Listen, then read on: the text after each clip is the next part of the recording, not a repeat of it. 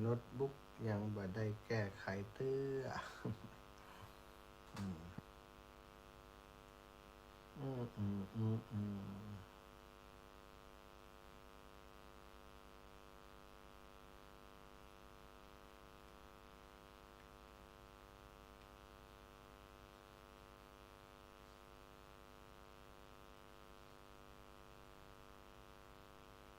รอเนาะน้องนัดมาแก้ไขให้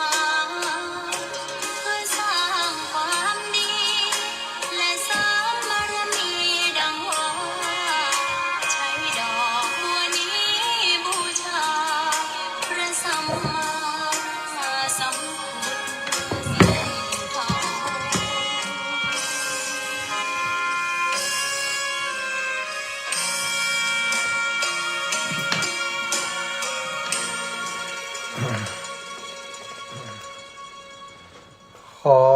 นอบน้อมต่อพระรัตนตรัยแก้วเจ้าสามประการน้อมเอาคุณพระพุทธเจ้า คุณพระธรรมเจ้าคุณพระสังฆเจ้าคุณพระอรหันตเจ้าอริยสงฆ์เจ้าจุตนจุองค์ได้เมตตาแผ่ปารมีมาเป็นนวโลกุตรธรรม ปกเก่าเกษาปกห่มรักษาครูบาอาจารย์พระมหาเถระ พระเถรานุเถระเพื่อนสหธรรมิกสหพรหมจารีทุกรูปทุกองค์ปกห่มรักษาศรัทธาสาธุชนคนดีเท่าแก่อีป่ออีแม่ทั้งหลายที่ติดตามรับฟังรายการสารธรรมยามค่ำตั้งสถานีวิทยุเพื่อการศึก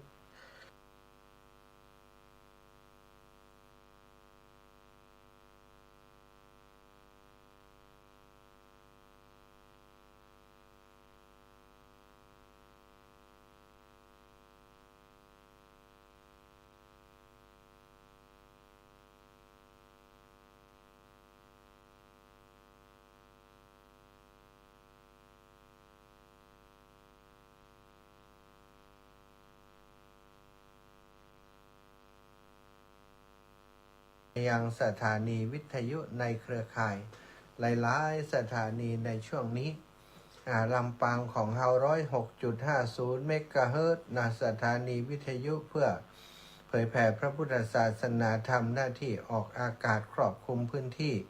อำเภอเมืองอำเภอเกาะคาอำเภอห้างชัดอำเภอแม่เมาะอำเภอแม่ทะอำเภอใกล้เคียงศพปราบเสริมงามก็ยังพอฟังได้อยู่แต่ว่าถ้าเมืองปานแจ่ห่มก็ไก่นักแก แต่บางที่ที่เมืองปานทราบว่ามีบางจุดสามารถรับฟังรายการจากสถานีวิทยุ 106.50 เมกะเฮิรตซ์ได้ก็ดีเนาะสถาญาติโยมตังเจียงใหม่ฟังจาก 104.50 เมกะเฮิรตซ์สถานีวิทยุเพื่อพุทธศาสนาการศึกษาวัฒนธรรมวัดฝ่ายหินโดยเมตตาปรมีของครูบาอาจารย์ท่านพระครูสมุวิสุวัตรวรกิจโจได้เมตตาเกาะสัญญาณเชื่อมสัญญาณไปทุกวันศรัทธาญาติโยมนี่ก็เป็นเครือข่ายสายบุญที่อุดหนุนจุนเจือเจือเหลือดูแลกันมาตลอดตั้งตมาภาพเดินธุดงค์ธรรมยาตราเพื่อการศึกษาก็ท่านอาจารย์ก็ได้สนับสนุนได้เกาะสัญญาณลิงก์สัญญาณที่อาตมาจัดรายการทุกวันขอบคุณเป็นอย่างสูงเด้อแล้วก็บางครั้งก็จะมีสถานีวิทยุในเครือข่ายสายบุญของคลื่นสีขาวในเมตตาปรมีของครูบาอาจารย์ท่านพระครูอภิวัฒนวิกรมก็เกาะสัญญาณไปออกตังสายใต้ตังจอมตองตังดอยหล่อตังสันป่าตองบ้านโฮงป่าซางตังลำปูนฟังจากสถานี 98.50 เมกะเฮิรตซ์ห้วยตองซักก็ฟังสถานีก็ฟังรายการได้พร้อมกันบางส่วนสถาญาติโยมก็ติดตามทาง Facebook ไลฟ์อย่างแม่สีทรเปรมจิตนี่ติดตามทาง Facebook ไลฟ์ทุกวันแม่วิน้องแฮกเกอร์ก็ติดตามทาง Facebook ไลฟ์ทุกวันเช่นเดียวกันอนุโมทนาบอกบุญขอบคุณครับทุกคนที่เข้ามาติดตามสถาพบปะกันวันนี้วันที่31หมดแล้วเดือนแรกของปี2569ปีใหม่ได้จากเข้าไปแล้วสถาญาติโยม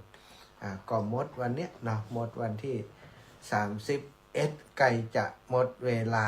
ของเดือนใหม่แล้วอีกบักกี่ชั่วโมงสถาป๊อปแป๊บก็ค่ำจะหมดเดือนจะสิ้นเดือนแล้ววันเวลารวดเร็วเหลือเกินแต่ว่าเฮาท่านเจ้าทั้งหลายมันจะเร็วอย่างใดจังมันเฮาได้ทุกวันก็ได้ปำเพ็ญได้เกาะทำบุญทำกุศลในส่วนของการได้สนทนาธรรมได้ฟังธรรมด้วยกันซึ่งเป็นกุศลกรรมบทอย่างหนึ่งที่พระพุทธองค์ทรงตรัสไว้ว่ากองตางแห่งกุศลมีการสนทนาธรรมก็ทำให้เกิดกุศลการ ฟังธรรมติสถายญาติโยมฟังอยู่ต่างบ้านก็เกิดกุศลเช่นเดียวกันเอาละพบปะกันวันนี้ก่อนจะนำสารธรรมมาสนทนามาอูจากันก็จะปาสถายปล่อยแม่ตั้งหลายไว้พระสวดมนต์ทำวัดเย็นก่อนเนาะก่อนที่จะนำเรื่องราวดีๆมาอูจามาสนทนากันกับสถาอีปล่อยแม่ตั้งหลายนะเอาละกราบพระพร้อมกันเนอะกราบหนึ่งพุทโธเมนาโถกราบสองธัมโมเมนาโถกราบสามสังโฆเมนาโถ อิมินาสการเรนะพุทธังอภิปูชยามิ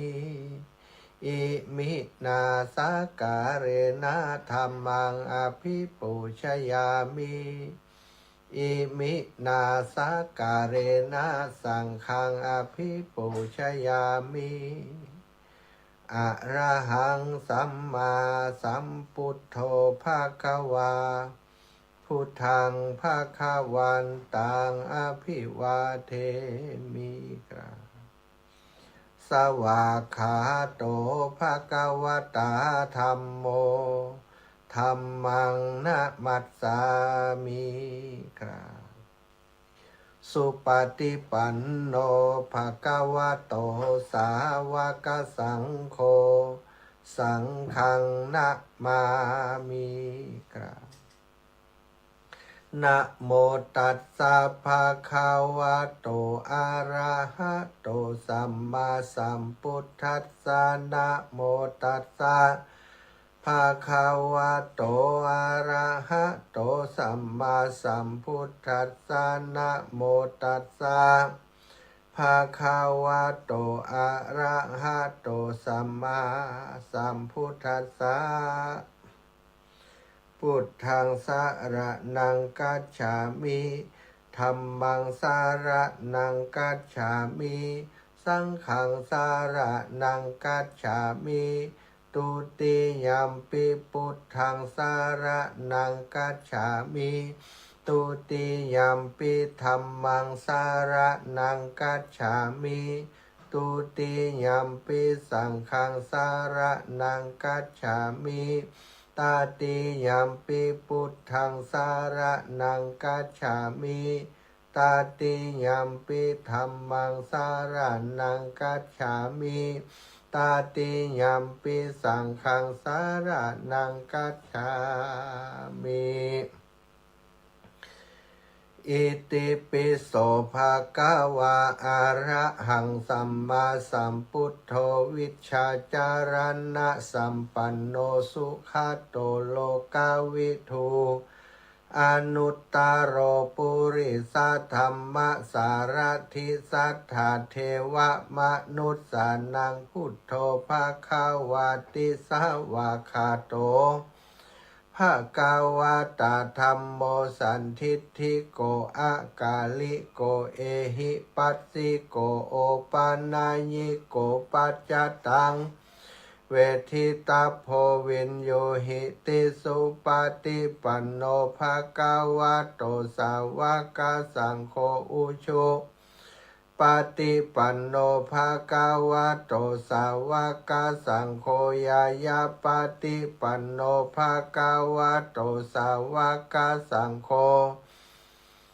สามิจิปฏิปันโนภะคะวะโตสาวกสังโฆ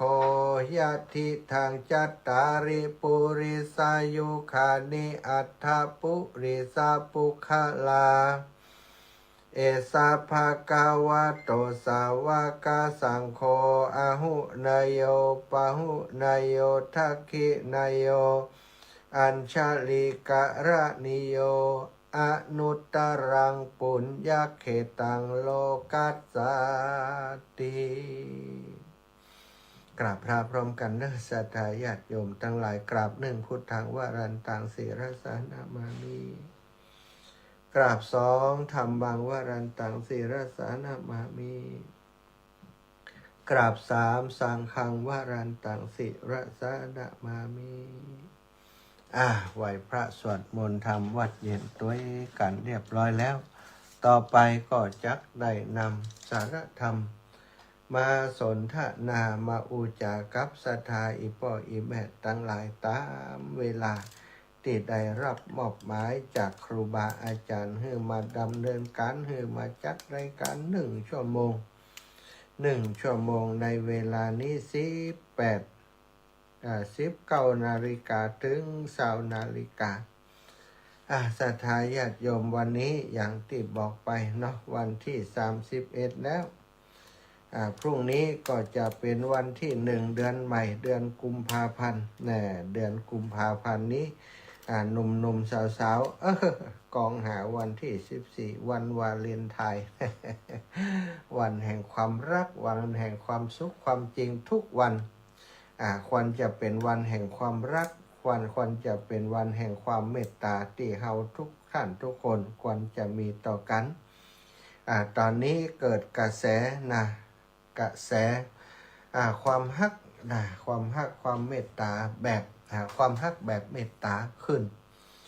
ที่ฝั่งตังยุโรปประเทศสหรัฐอเมริกามีความมีการตื่นตัวเรื่องการที่จะอยู่ร่วมกันอย่างสันติสุขอย่างสันติภาพโดยบ่มีสงครามโดยบ่มีความรุนแรงเนาะอยู่กันด้วยความสงบซึ่งก็เป็นเรื่องที่ทุกคนโหยหาสถาสันติภาพหรือความสุขเป็นสิ่งที่ทุกคนโหยหาโดยเฉพาะประเทศที่เรียกว่าเจริญแล้วนะอเมริกาเนี่ยเป็นประเทศที่เจริญแล้วเจริญตั้งใดเจริญตั้งด้านวัตถุสูงสุดสถาเทคโนโลยีอย่างต่างๆนี่อเมริกานี่จะมีเทคโนโลยีติดเหนือกว่าประเทศต่างๆตั้งหลายเพราะเปิ่นมีนักวิทยาศาสตร์เปิ่นมีเงินลงทุนในการพัฒนาเทคโนโลยีต่างๆเพื่อให้ความสุขแก่มนุษย์ต่างหลายสถาคนเฮาบอกว่าถ้าชีวิตสะดวกสบายถ้ามีความชีวิตอยากได้อย่างก็ได้บ่ต้องทำงานนักมีความเจริญมีความเจริญทางวัตถุอันนั้นคือความสุขของชีวิตแต่ศรัทธาญาติโยมทั้งหลายโลกของเฮานี้เพิ่นเรียกว่าทุกวันนี้ความเจริญทางวัตถุมันสูงคนนี่ปู่จาเงินปู่จาความร่ำรวยมากกว่าความรักความสันติภาพความสงบสุขเขาคิดว่าความร่ำรวยเงินทองนั้นจะให้ความสุขกับชีวิตบางคนก็กอบโกยเอากอบโกยเอาบางครั้งบางสิ่งบางอย่างถ้าทำงานปกติมันบ่ได้อย่างอันก็หาวิธีอย่างใดที่จะรวยทางลัดหรือว่าบ่ต้องทางลัดทางตรงเนี่ยอย่างนักลงทุนต่างหลายก็ลงทุนใจเงินลงทุนใจเทคโนโลยีใจการตลาดมาทำการลงทุนต่างๆผลิตสิ่งใหม่ๆโฆษณาประชาสัมพันธ์ให้สิ่งนั้นมีความจำเป็นต่อมนุษย์ต่างหลายก็กลายเป็นว่าร่ำรวยกับสิ่งหมู่นั้นศรัทธาญาติโยมร่ำรวยเข้าก็บางคนก็เอาความร่ำรวยนั้นมันบ่รู้จักสิ้นสุดมันบ่มีเพียงพอความอยากความต้องการของคนนั้นรวยแล้วก็อยากรวยอีกมีแล้วก็อยากมีอีกเป็นอย่างนี้ประเทศต่างๆที่ว่าเจริญแล้วในที่โดยเฉพาะทางฝั่งยุโรปอเมริกายุโรปประเทศที่เจริญแล้วที่เฮาประเทศบ้านเมืองของเฮาทางเอเชียนี้พยายามจะเดินตามความเจริญของเขาแต่พอไปดูลึกๆแล้วความเจริญที่มีอยู่นั้นมันก็แลกมาด้วยความสงบสุขของประชาชนพลเมืองมากมายคนที่อยู่ในประเทศอย่างนั้นจะต้องแข่งขันชิงดีชิงเด่นกันชิงดีชิงเด่นกันจนบ่มีเวลาใส่ใจสนใจในเรื่องราวของการประพฤติวัดปฏิบัติธรรมหรือว่าทำกิจกรรมที่เป็นประโยชน์ต่อตนและต่อผู้อื่นเน้นแต่ประโยชน์ส่วนตนอย่างเดียวประโยชน์ส่วนผู้อื่นบ่สนใจมีแต่จะกอบโกยเอาประโยชน์จากผู้อื่นมาเป็นของตัว ในปัจเจกชนระหว่างบุคคลก็มีความหันแก่ตัวซึ่งกันและกันเฮาหันแก่ตัวเขาก็หันแก่ตัวเขาหันแก่ตัวคนนั้นก็หันแก่ตัวคนนี้ก็หันแก่ตัวเอาความสุขแต่ตัวเป็นที่ตั้งฝ่ายเดียวคนอื่นจะทุกข์จะลำบากบ่ได้สนใจสถานแม้กระทั่งระดับภาคีนะหรือว่าภาคส่วนที่มันเกี่ยวกับประเทศนะประเทศนี้ประเทศโน้นเนี่ยถ้าประเทศเราอยากเจริญนะหรือว่าอยากจะได้กำไรก็ต้องผลิตสินค้าตีไปตีตลาดของประเทศอื่นถ้าผลิตสินค้าสู้บ่ได้ก็ใช้กฎหมาย ใช้ภาษีนะในการเอารัดเอาเปรียบกันอย่างประเทศที่เจริญแล้วทำกับประเทศที่กำลังพัฒนาอยู่เนี่ยสถานโดยการใช้ฐานภาษีมากดขี่มาเอาเปรียบมาเอากำไรถ้าเขาจะซื้อของถ้าจะซื้อของจากเขานี่เขาจะต้องซื้อของจากเขาอันนู้นอันนี้เนี่ยสถานเอาเข้าไปแลกบางสิ่งบางอย่างที่มันราคาแพงกว่าเขาสถานเนาะเขาเนี่ยนายหิมไตไปแลกของจากเขามาได้ชิ้นเดียว เขาเอาเปรียบเนี่ยการเอารัดเอาเปรียบกันบางครั้งประเทศน้อยๆก็แบบพอใจแบบพอใจลุกขึ้นมาต่อสู้ลุกขึ้นมาต่อสู้ตั้งเศรษฐกิจมาได้นะก็ต่อสู้ตั้งอื่นนะต่อสู้ตั้งทหารก็อย่างกาติพอจะทำได้พอจะยะได้นะสถานซึ่งก็พอต่อสู้กันอย่างอันเนาะคนเฮาพอลีดนาทาเล่นกันมีการหันแก่ตัวมีการเอาเปรียบซึ่งกันในการคนที่ถูกเอาเปรียบมันก็ไม่ยอมซะนะก็เลยเกิดเป็นเรื่องราวความวุ่นวายต่างๆขึ้นทั่วทุกมุมโลกพระสงฆ์กลุ่มหนึ่งได้หันว่าโอ้โลกเฮานี่ไปกันใหญ่แล้วโดยเฉพาะประเทศมหาอำนาจใช้อำนาจของตัวเองในการกดขี่นานาอารยประเทศต่างๆให้ได้รับความเดือดร้อนแม้ประชาชนในพื้นที่ในหมู่บ้านในเมืองนั้นก็บ่ได้หันโดยทุกคนมีความบ่พึงพอใจในสงครามมีความบ่พึงพอใจในการใช้ชีวิตในท่ามกลางของความขัดแย้งมีแต่ความตึงเครียดมีแต่ความเครียดต่างๆสถานความเจริญนั้นบางทีมันก็มีอย่างซ่อนอยู่เยอะนะสถานเจริญต่างวัตถุจิตใจบ่เจริญคนวัตถุเจริญแต่จิตใจบ่เจริญก็จิตใจก็เลยตุกใจตุกใจกันนักตอนนี้มีการเดินสันติภาพเดินเพื่อกระตุ้นให้คนต่างหลายได้หันมามองตัวเองว่าตอนนี้เฮาสนับสนุนให้เกิดสงคราม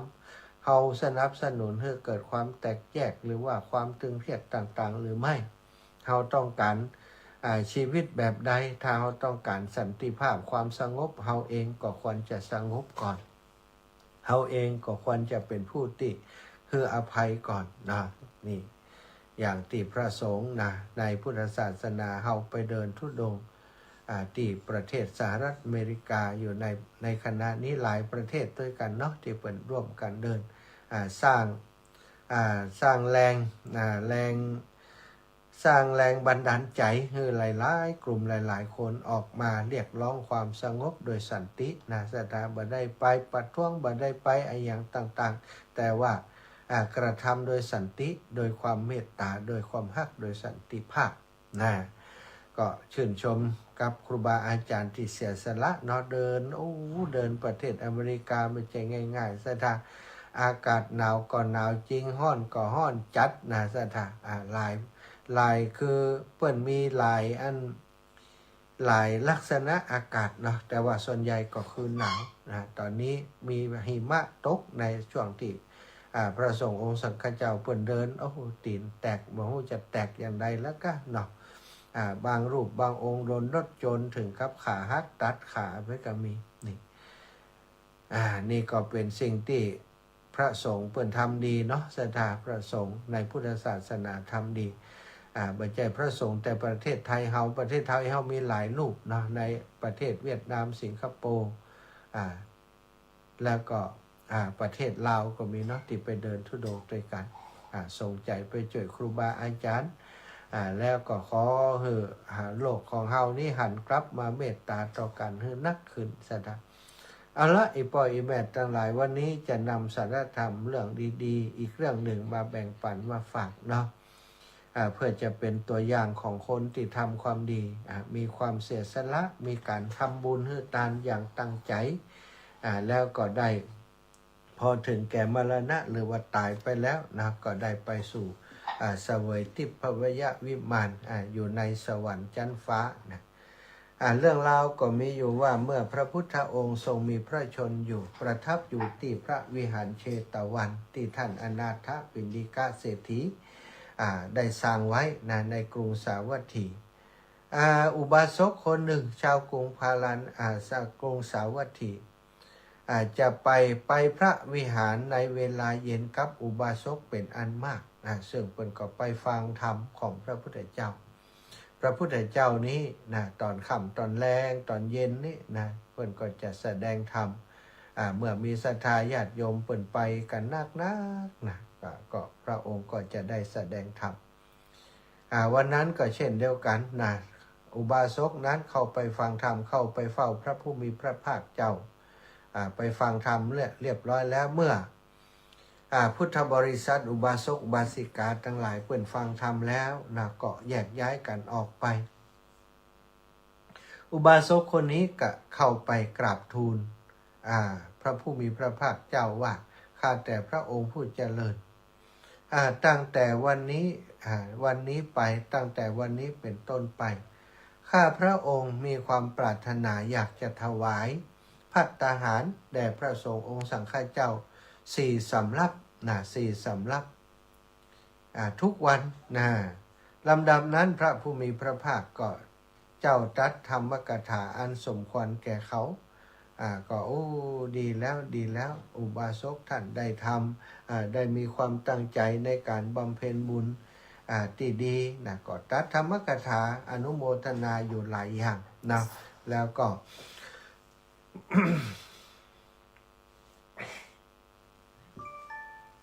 ได้ปล่อยให้อุบาสกนั้นกลับไปนะก็กลับบ้านได้นะอุบาสกนั้นได้เรียนพระภัตตุเทศนะว่าข้าแต่ท่านผู้เจริญข้าพเจ้าจัดภัตตาหารประจำไว้4 สำรับเพื่อถวายพระสงฆ์ในวันพรุ่งนี้ขอพระผู้เป็นเจ้าโปรดมาเรือนของข้าพเจ้าเถิดได้กราบทูลพระพุทธเจ้าแล้วเนาะแจ้งความประสงค์กับพระพุทธเจ้าแล้วก็เข้าไปหาพระที่เปิ่นทำหน้าที่เป็นคนแจกพัดแจกพัดแก่พระสงฆ์ในอาวาสอารามนั้นเปิ่นก่อนนิมนต์4 รูปฉะนั้นวันนี้4 รูปนี้ไปพรุ่งนี้อีก4 รูปไปสลับกันสถาพระภิกษุผู้ทำหน้าที่แจกพัดนั้นก็ได้ลงบันทึกไว้บันทึกไว้ว่าอุบาสกผู้นี้มีบ้านมีเฮือนอยู่ตรงนี้เขียนแผนที่เรียบร้อยแล้วเข้าใจแล้วก็ได้ไปแจ้งกับภิกษุทั้งหลายที่จะไปที่อยู่ในอาวาสอารามในพระเชตวันนั้นวันพรุ่งนี้ท่านอาจารย์4 รูปนี้ไปรับภัตตาหารที่บ้านของอุบาสกรูปนี้4 รูปวันนี้ก็จัดไปภิกษุที่ได้รับได้รับการแจกพัดก็ได้นัดหมายกันที่จะไปบิณฑบาต4 รูปในวันรุ่งขึ้นเมื่อเขาได้นิมนต์ได้แจ้งความประสงค์กับพระภิกษุผู้เป็นผู้ดูแลการแจกภัตตาหารแล้วก็ได้กลับไปยังเรือนของตนได้บอกเรื่องนั้นแก่นางทาสีผู้นี้ทำหน้าที่ ดูแลกับข้าวกับปลาอาหารและก็สั่งสำทับว่าเจ้าต้องบ่ลืมนะเจ้าบ่พึงลืมเรื่องนั้นตลอดเวลาเป็นนิดนางทาสีนั้นก็บอกว่าข้าเจ้าบ่ลืมแน่นอนเจ้านายจะเตรียมสำหรับกับข้าวทุกอย่างที่เจ้านายสั่งทุกวันเป็นอย่างดีก่อนแล้วกันบ่ต้องห่วงเจ้านายสบายใจได้ตามปกตินางทาสีคนนั้นก็มีความศรัทธาที่สมบูรณ์ด้วยศรัทธาอยู่แล้ว อยากจะได้ทำบุญแล้วก็เป็นคนมีศีลเพราะฉะนั้นนางจึงตื่นแต่เช้าทุกวันตักเตรียมเข้าทำกับข้าวกับปลาโดยความตั้งใจโดยความประณีตกวาดที่นั่งของพระภิกษุทั้งหลายจัดเครื่องเรือนเพื่อเรียบร้อยปูอาสนะเฮือเรียบร้อยดูแลสถานที่เรียบร้อยทำกับข้าวกับปลาเฮือเรียบร้อยทุกอย่างเตรียมโดยความประณีตสถานพอปูอาสนะเสร็จก่อนนิมนต์ภิกษุเข้าไปก่อนเฮือนั่งบนอาสนะเหล่านั้นแล้วจึงไหว้ปู่จาด้วยของหอมดอกไม้ธูปเทียนแล้วก็นำอาหารติดเตรียมไว้มาอังคาดถวายด้วยความเคารพวันต่อมานางเข้าไปหาภิกษุติดฉันเสร็จแล้วไหว้แล้วจึงถามอย่างนี้ว่า ท่านเจ้าขาคนเฮาจะหลุดพ้นจากทุกข์มีชาติคือความเกิดเป็นต้นนี้ใดอย่างใดเจ้าค่ะภิกษุทั้งหลายก็บอกเพื่อนางว่าโอ้นางก่อนอื่นเธอจงรับสรณะก่อนสรณะก่อนถึงพระพุทธพระธรรมพระสงฆ์เป็นสรณะเป็นที่พึ่งก็ได้ฮื้อสรณะที่พึ่งแก่นางพุทธังสรณังกัจฉามิธัมมังสรณังกัจฉามิสังฆังสรณังกัจฉามิอย่างที่ก่อนที่เราจะรับศีลเปิดฮื้อใจสรณคมนั่นแหละสถานเปิดก็ฮื้อกับนางอย่างนั้นแล้วก็ต่อด้วยการฮื้อศีลแก่นางแล้วก็ประกาศ ฮือหูสัจจะในสภาพของร่างกายก็คือฮือได้เข้าใจว่าร่างกายนี้ประกอบไปด้วยอายังสถาสั่งสอนนางไว้ในปฏิกูลมนสิการคือการใส่ใจกำหนดหมายร่างกายว่าเป็นของบ่สวยบ่งามเป็นปฏิกูลปฏิกูลสัญญาสถาภิกษุอีกพวกหนึ่งก็ได้กล่าวธรรมีกถาที่เกี่ยวด้วยความบาเที่ยงคือแก่นางฟังอีกนางทาสีคนนี้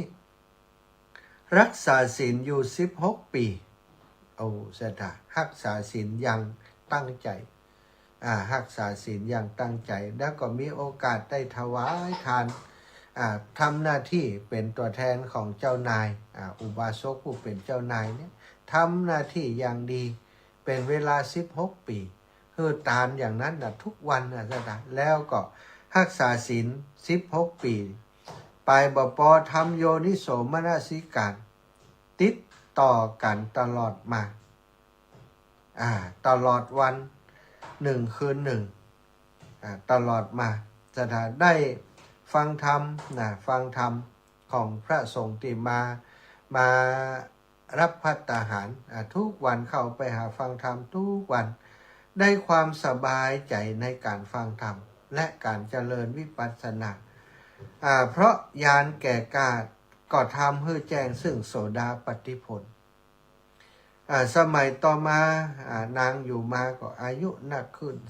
วันเวลาผ่านไปความชราก็มาถึงเมื่ออายุนักขึ้นวันหนึ่งนางก็ได้ทำกาละหรือว่ามดลมหายใจตายนั่นเองทำกาละภาษ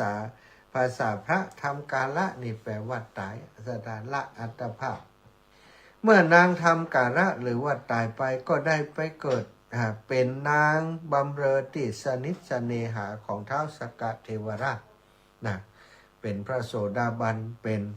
ได้ไปเกิดเป็นนางฟ้าเป็นเทวดาอยู่บนสวรรค์ไปอยู่เป็นผู้ที่เข้าไปอยู่ใกล้ชิดสนิทสเนหากับท้าวสักกะเทวราชนางอันดุริยะเทพ60,000บำเรออยู่ดุริยะเทพสถาบำเรออยู่มีนางอัปปสร100,000แวดล้อมเสวยทิพสมบัติใหญ่ร่าเริงบันเทิงพร้อมโดยบริวารได้เที่ยวไปในอุทยานเป็นต้นท่านมหาโมคคัลลานะได้หันนางแล้วก็ได้ถามโดยนายที่กล่าวได้ถามว่าโอ้สมบัติเหล่านี้นางได้มาแต่หนใดได้มาได้อย่างใดท่านแวดล้อมโดยหมู่เทพพนาลีเที่ยวชมไปโดยรอบในสวนจิตรลดาอันเป็นที่น่ารื่นรม ประดุจเท้าสกาเทวราชส่องแสงสว่างไปทั่วทุกทิศเหมือนดาวประกายพฤกษ์ท่านได้ทำบุญอย่างไว้หรือแน่ท่านจึงมีวันณะเช่นนี้เพราะบุญอย่างอิทธิพลนี้จึงสำเร็จแก่ท่านและโภคะทุกอย่างที่ท่านที่น่ารักที่น่าพอใจนี้เกิดขึ้นกับท่านเพราะอย่างน่าดูก่อนเทพธิดาผู้มีอานุภาพมากอาตมาขอถามท่านครั้งเกิดเป็นมนุษย์ท่านได้ทำบุญอย่างไว้ท่านจึงมีอานุภาพรุ่งเรืองอย่างนี้และรัศมีของท่านได้สว่างไสวัยไปทั่วทุกทิศอย่างนี้นางเทพธิดานั้นถูกพระมหาโมคคัลลานะถามแล้วก็ดีใจสถานดีใจที่จะได้บอกบุญที่ตัวเองได้ทำให้แก่พระเถระเจ้าเพื่อท่านพระเถระเจ้าจะได้ไปบอกคนในจุมปูทวีปเมืองคนเพื่อได้ทราบรู้ถึงกองบุญกองกุศลของนางก็ได้บอกว่าครั้งเมื่อเกิดเป็นมนุษย์อยู่ในหมู่มนุษย์นั้นดิฉันนี้ความจริงเป็นทาสีรับใช้ตระกูลอื่นฉะนั้นอุบาสกตระกูลอื่นที่เป็นคนดีตระกูลนั้นเป็นอุบาสกของพระโคดมดิฉันนั้นจึงได้เป็นอุบาสิกาของพระโคดมโดยผู้มีเกียรติผู้มีจักษุผู้มีพระเกียรติยศอันเกรียงไกรดิฉันได้ภาคเพียรพระโคดมผู้มีเกียรติอันเกรียงไกรผู้ที่ภาคเพียรออกไปจากกิเลสในศาสนาของพระโคดมผู้ทรงคุณอันคงที่เพราะมีมนสิการมั่นอยู่ในจิตว่าแม้ถึงร่างกายนี้จะแตกทำลายไปก็ตามที่การยุดความเพียรในการเจริญกรรมฐานนี้บ่มีเป็นอันขาดทางแห่งสิกขาบท5ก็ศีล5นะเป็นทางสวัสดีมีความเจริญบ่มีหนามบ่มีรกเป็นทางตรงสัตตบุรุษประกาศแล้วท่านโปรดดูผลแห่งความเพียรคือฉันบรรลุอริยมรรคตามอุบายที่ต้องการฉันถูกท้าวสกาเทวราชผู้มีอำนาจเชิญมาเหล่าดุริยเทพ60,000ช่วยกันปลุกดีฉันคือเทพพบุตรนามว่าอาลัมภะคัคขมะพีมะสุทุวาทินี่ชื่อเทวดาและเทพกัญญาอีกพวกหนึ่งเหล่านี้คือนางเอนิปัสสานางสุปัสสาได้มาห้อมล้อมดูแลดิฉันโดยบุญนั้นของดิฉันว่าได้ชลาเก้าหายแซบเป็นวันจันทร์ได้ครับผมไปส่งฮื้อหมดเลยเอาวันจันทร์วันนี้วันอย่างนี้วันผูกวันติดเหรอผูกวันติดวันจันทร์ผมไปส่งฮื้อเพราะว่าอันรถผมอันอยู่บ้านนี่มันผมตางนี่แหละเจ้าเลยมุ่งจะไรเจ้าพระอาจารย์ชาติไปสอนไหนมาเนี่ยมันผูกอย่างเงี้ยการแค่ควายจะขึ้นติดแปรเหี้ยขึ้นแล้วเนี่ยต้องไปสอนที่อื่นมาก่อนนะเป็นยังเดี๋ยวไปซื้อเอาตั้งหนอกเอากันนะจะอะไรนี่มันตั้งแล้วมดวันนี้กับก้าวว่าเปิดมาก็จะได้ยกขึ้นมาเฉียมไปใส่ไม่คืนนี่ตันมาโอ้ลำบากก้พักผ่อนก็ซื้อวันผูกแหละผูกสอดเสือเนี่ยนะเดี๋ยววันจันทร์ผมจะไปส่งมดหนอจ้าสาธุสาธุ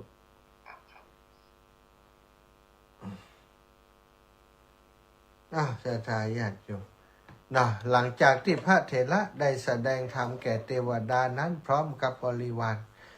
เมื่อกลับจากเทวโลกแล้วก็กราบทูลเรื่องนั้นแด่พระผู้มีพระภาคเจ้าพระพุทธเจ้าก็เอาเนื้อความนั้นเป็นต้น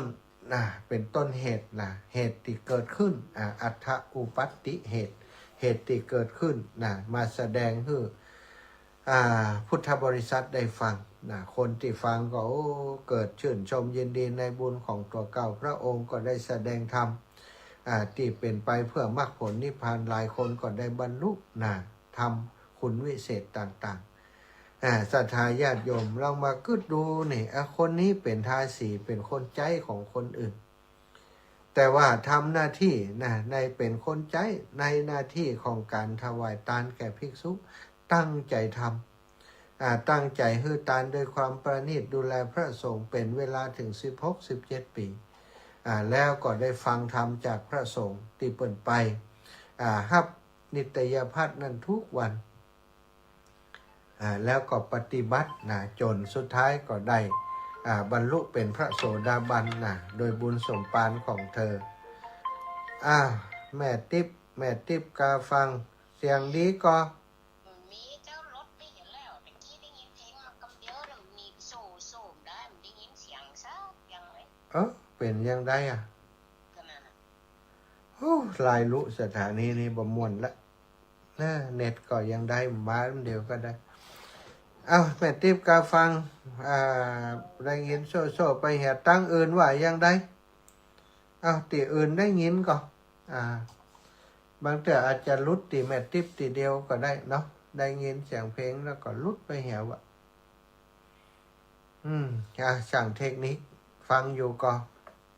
มีปัญหาที่ไหนตรงใดช่วยกันพอจิมนะเอาละเปิดสายเช็คก่อนศรัทธาญาติโยมเปิดสายขออนุญาตเปิดสายเช็คก่อนว่าตอนนี้สถานี106.50ที่ลำปางศรัทธาที่ฟังที่ดู Facebook ไลฟ์ตัวเนอะลองฟังดูว่าที่บ้านของท่านได้ยินก่อนโยมสมควรใจน้อยวิทยุดีก่อนดังก่อนแล้วก็ตั้งบ้านอื่นดีก่อนดังก่อนเนาะช่วงนี้ขออนุญาตแจ้งให้ทราบว่าพรุ่งนี้จะไปโรงทานที่บ้านทุ่งฮกบ้านทุ่งฮกเปิดมีปอยหลวงยกชัดพระธาตุแล้วเปิดบูรณะพระธาตุเสร็จเปิดจะยกชัดพระธาตุวันพรุ่งนี้ที่วัดทุ่งฮกแล้วก็จะเอาโรงทานไปร่วมเนาะเอาโรงทานไปร่วมบุญกับเปิ้ลศรัทธาใครจะร่วมบุญก็ได้อยู่นะได้ก็แม่ฟังได้ก็ดีก็ได้ค่ะแม่อันนอนอยู่ไปในหมอนกันได้แก่พี่นึงยังนั่งยิ้มชัดเจนดีไปนอนอย่างพูดบ้านอยู่เพมันเข้าบ้านเขาก็ไม่รู้ไงเป็นย้ำอีกวันเดียวนี้มีอาชีพเป็นย้ำมาพิธบาลกำไปกันแม่ก็ไม่ได้ใส่นะแม่อยู่บนดอยไปนั่นคนดอยไปเห็นแล้วแล้ววันผ่าก็ไปมาหันกันเนาะได้กันวันผูกไปถูกหัวจ้างหัวทุ่งแล้วก็หนองห้าพรุ่งนี้ถูกหัวจ้างหัวทุ่งหนองห้าขอบคุณโยมแม่นิตยาแม่อันนั้นมันถ้าจะเป็นสัญญาณแม่ทิพกาฟังเนาะบันแรงสีปีดาสาธุเข้าใจแล้วว่าโอเคสัญญาณไปอยู่แต่ว่ามีปัญหาที่บ้านแม่ทิพย์พุ่นมีปัญหาที่สัญญาณที่ไปถึงบ้านอีแม่มันบดีเนาะมันอาจจะไปติดเก่าบ่ลำไยเก่าบ่ม่วงอย่างหน้าบ้านบ่ฮู้มัน ศรัทธามีศรัทธาเปิ่นหอมอย่างมาเดี๋ยวขอพอกำเนอะอันนี้เพิ่มเติมมาเนาะแต่เจ้าก็จดไปส่วนหนึ่งของโยมน้องสมจิตมีก็เปิ่นหอมมาเพิ่มเติมสมจิตร่วมทำบุญกับเบื้องเสียงเบามากเจ้านะเปิดเล่งดังตุปีก็เอ็กเสียงตีละเฮ้ยอย่างก็โน้ตบุ๊กกล่อมดีเนอะตอนนี้นะไวรัสกินมันอย่างใดเหมือนน้องนัดกล่อมได้มาแปลงให้ครับเจ้าซะตาญาติตุมมาแสนอิงคำวังเป้าหล่วมบุญกับเบื้อง2 แผ่น100 บาทสาธุโยมแม่วิทยุเสียงเบามากตามนั้นเอ็กใส่เต็มที่แล้วอันนี้จดแล้วนะแม่ศรีนวลพันธ์ที่สืบแม่บ้านแม่กุยร่วมบุญกระเบื้องมุงหลังคา200 บาทพ่อประเสริฐแม่สมนึกจำปาพร้อมครอบครัวร่วมบุญหลัวงานศพหลวงปู่100 บาทแม่ฟองแก้วชิดมันร่วมบุญหลัวหลวงปู่หลวงปู่บุญมานะ100 บาทสาธุเนอะแต่เจ้านี่มีไผ่เนาะอินกาสวัสดีครับอาจารย์อันนี้อะไรเรื่องใดทำไมอะไรที่ไหนสวัสดีครับอาจารย์นี่น่าจะรู้จักแม่นวลอินตะ แม่ศูนย์น้อยอันนี้ส่งภาพไปให้ดูมันได้ มีแต่เจ้านี่ของไผ่นะมันได้จดของเปิ่นออกมาเนาะเปิ่นหอมมาหอมลงทานวันนี้แม่บุญนาคเนอะโยมแม่บุญนาคโยมแม่บุญนาคโยมแม่บุญนาคโยมแม่บุญมากชัยธนุนะโยมแม่ได้ร่วมบุญโยมแม่บุญนาคชัยธนุได้ร่วมบุญได้ร่วมบุญงานหลวงปู่นะงานศพหลวงปู่มางานประชุมเพลิงศพหลวงปู่ได้ถวายน้ำนะได้ถวายน้ำเป็นโรงทาน40 แพ็คนะถวายไว้บรรพตสถิตนี่10 แพ็คนะไว้ที่วัดบรรพต10 แพ็คที่ศาลาเตตมาอยู่แห่ม10 แพ็คนะต้องขออนุโมทนาบุญขอบคุณแม่บุญนักนะชัยธนุพร้อมกับครอบครัวลูกหลานเป็นอย่างสูงศรัทธาตอนนี้จะมาเปิดสายแล้วนะ0808844173 ส่วนชื่อเสียงของศรัทธาญาติโยมนะอ่านตันก่อนตันกำตันหัวเวลา49ลำตันเปิดสายกันแล้วกันเปิดสายก่อนแล้วกันลงรักชัยชนะกำลังรับชมลงรักสายตั้งปุ้นได้ยินก่อนยมลงรักตั้งปุ้นได้ยินก่อนอันนี้เปิดเปิดให้ศรัทธาโทรมาบ่โทรแสดงว่าอาตมาบ่ไว้ใจละวิทยุนี่อาจจะบ่ไปถึงบ้านศรัทธาก็ได้ที่ได้ยินอาจจะเป็น Facebook ไลฟ์ศรัทธาที่ฟังทาง Facebook ไลฟ์ได้ยินลองแจ้งมาทางวิทยุได้ยินแจ้งมาให้ทราบจิมว่าฟังอยู่ชัดเจนดีบัดดีอย่างใดแจ้งกันมาเจมนะ0808844173 0808844173น้องนงรักแจ้งมาหน่อยสิวิทยุเปิดหน่อยนากวางนาฟานบ้านใหม่ดีไหมนี่จดแล้วนะแต่กี้ได้อ่านไปแล้ว0808844173เนาะงานศพหลวงปู่นะหลวงปู่ครูบาบุญมาสุภัทโทอายุ93 ปีพรรษา73ทราบว่ามีคนโชคดีเนาะคนโชคดีตะวันนี่ไผ่หมูเนอคนโชคดีเจริญปอนี่แม่ชัดเจนดีก็ชัดเจนดีเจ้าได้ยินอยู่แล้วก็ว่าดับปิ้งมีไผ่โทรมากินข้าวอยู่จ้ะเจ้าอันนี้กินข้าวเก่งข้าวปังสาธุแม่เครือวันแม่เครือวันหนองเตาคำได้ยินชัดไหมเจ้าชัดเจนทุกวันนะอาจารย์ไอตัวน้อยอยู่ท่านน่ะเจ้าเล่นอยู่เจ้าแม่มาแม่มาดีกะเจ้าได้ยินชัดเจนเจ้าแม่ท่านอาจารย์ก็นิ่มจะไปตัวท่านอาจารย์คนขับรถโจรสายนั่นคนที่ขับรถตู้ตื่นเต้นนะเจ้าตัวน้อยๆนั่นนะเจ้าเอาลูกเครื่องออกไปนอกน่ะสายถ้าเดี๋ยวไปวันอังคารนี่เจ้าท่านอาจารย์ก็นิ่มได้ไปเดี๋ยวทุกอินดูเนาะน่าจะมันเป็นผู้กว่าท่านอาจารย์เจ้า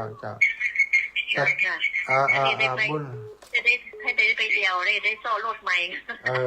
บุญรักษาเนื้อแม่เจ้าท่านอาจารย์เจ้าสาธุเจ้าเจริญพรแม่ย่านวลยอดคำปานเจ้าเจ้าทำให้กษัตริย์เจนดีเจ้าตั้งปุ่นนี่บ่ค่อยห่วงต่อได้เพราะว่าวัดฝ่ายหินนี่เป็นเกาะอันสัญญาณจาก Facebook ไลฟ์ชัดเจนวันนี้ได้อยู่ฟังเหมือนลงไปกลุ่มล่ะเจ้าอีกนะวันนี้นะจ้าแม่สาธุเจ้าก่อนในวันเก็บกาแฟน้องไปขึ้นลงไปแหมเนี่ยไงลงไปฟังธรรมนะกะวันนี้ไปขอยุทธวันนี้สาธุเจ้าไว้สาเจ้าเจริญพร3411ไว้สาเจ้าว่าอาจารย์แม่โทรจากรัฐเหีย นนะเจ้า ฮะ แม่รู้จักบ้านตาเห็นเจ้าวัดเดียวเขางานศพวันนั้นอ่ะ โอ้ยแม่ ฮะ โอ้ท่านอาจารย์ใจดีขนาดเอาอันนั้นเอาถึงมือเขาอ่ะ เอาหน้ากับเจ้า เอาหมดเลยก็ แล้วก็แล้วมีเพื่อนแม่บอกว่าเปิ้นมาแล้วแม่โดยเจ้าหาป่าอ่ะ อ๋อเขาไม่ได้ไปพอดีเขาแยกกันอยู่วัดเฮือนขยมเขาไปกันนี่แม่ อ๋อเป็นใจอันตอนที่อันหลงอันพระอาจารย์มางานโซฟา อ๋อ แม่ ไปเกิดนะอ๋อ เจ้าแม่บอกป้าเขาถามว่าเป็นไปไหนหยาเปิ้นรู้จะกลับแล้วกาอีน่ะ อ๋อเจ้า แล้วแม่พังนั้นพระอาจารย์ตั้งนานแล้วนะตั้งแต่อาจารย์อยู่สำนักสงฆ์อย่างกับเพื่อนแม่พังตั้งแต่เมื่อ สุนทรมุนีสุนทรมุ เจ้า นี เจ้าเจ้าเจ้า อ๋อแม่ยังก็จดชื่อก่อน แม่ยุลาเลี่ยมใสเจ้า แม่ยุลา เลี่ยมใส ยุลาเรียมใส เจ้าพังชัดเจนดีเจ้าบ้านจะเห็นเจ้า ถ่ายเห็นเนาะข เจ้า อบคุณนี่แม่เด้อกำนี้ไปเอวมัน เจ้า พ่อง เจ้าวัดสาเจ้า ชอบวัดเปิ้น เจ้า เออ เจ้าวัดไหนเจ้า ชอบวัดใหญ่งามเปิ้นสะอาด ถ้าผมจะมาทั้งแม่โทรหาเดินแต่แม่จะได้ไปหาที่นะเนี่ย เจ้า มีใครไปส่งเจ้า ได้ เจ้าสาธุเจ้า ตั้งใจวันหลังจะตั้งใจไปเอวหาอีแม่นเด้อแม่ยุลาเลี่ยมใสเนาะบ้านตาแหนโอ้สนะท่านอาจารย์อาตมาไปเทศนะงานพระราชทานเพลิงศพที่บ้านตาแหนไปหันถืมเปิ้นไปหันเปิ้นอัน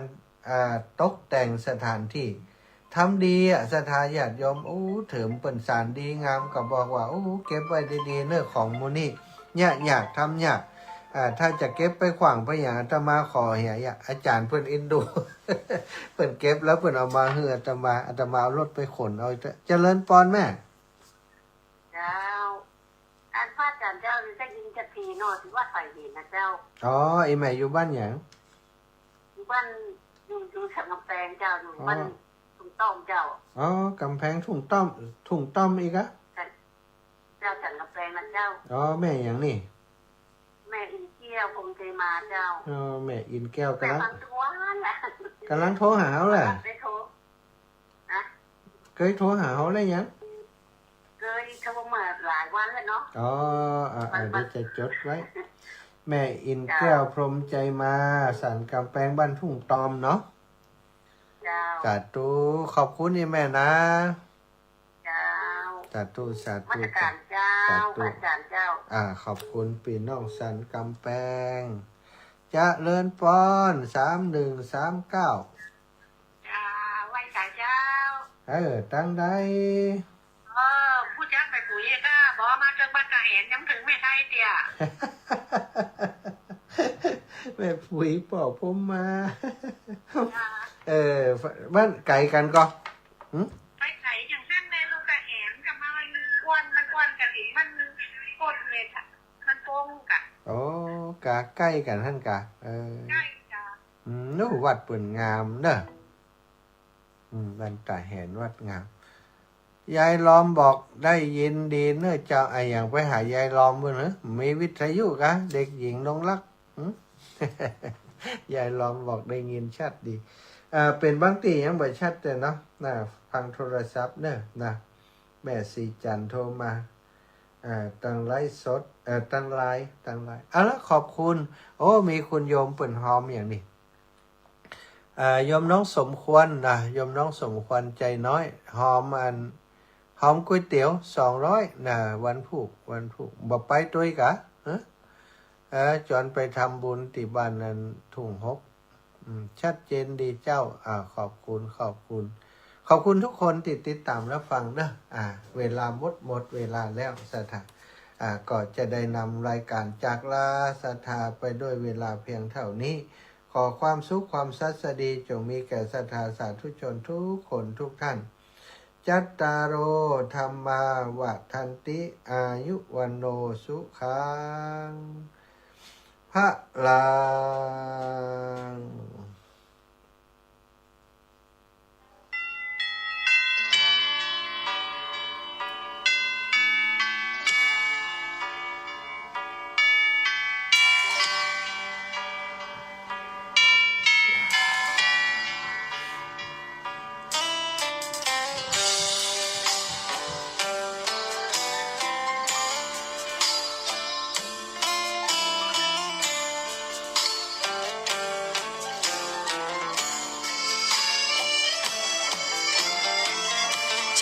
ชวนทุกท่านเข้าวัดเข้าวาฟังธรรมะ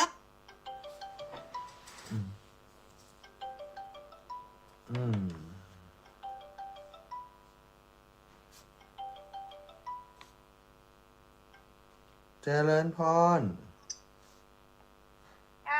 มันถูกกะปิไปไหนก่อน บ้านถุงหกละ เอาก๋วยเตี๋ยว2 คนจะยา10 กิโลเนอะ ฮะ ไปตังเอาไปเพื่อวันที่5ป่ะเนาะ เจ้า วันที่6ลืม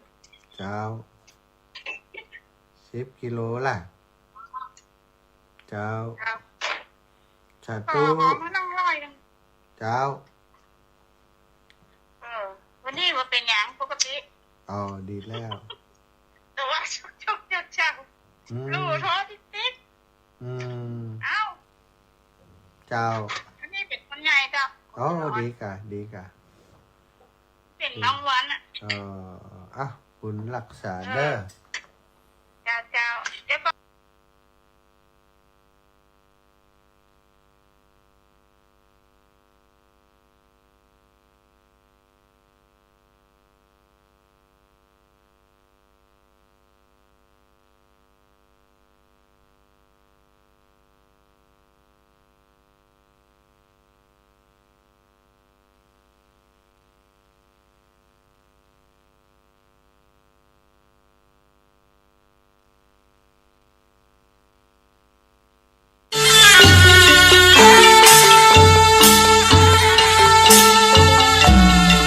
คณะสงฆ์ตำบลบ่อแห้วเขต 2 พร้อมด้วยคณะศรัทธาวัดกูหมอน บ้านสันกลาง และศิษยานุศิษย์ประกอบพิธีบำเพ็ญกุศล และประชุมเพลิงศพพระครูมงคลบุญญาคม หรือหลวงปู่ครูบาบุญมาสุพัทโธผู้ก่อตั้งวัดกูหมอนณเมนชั่วคราววัดกูหมอน บ้านสันกลาง หมู่ที่ 2 ตำบลบ่อแห้วอำเภอเมืองลำปางจังหวัดลำปาง เริ่มประกอบพิธีตั้งแต่วันที่ 3 ถึงวันที่ 7 กุมภาพันธ์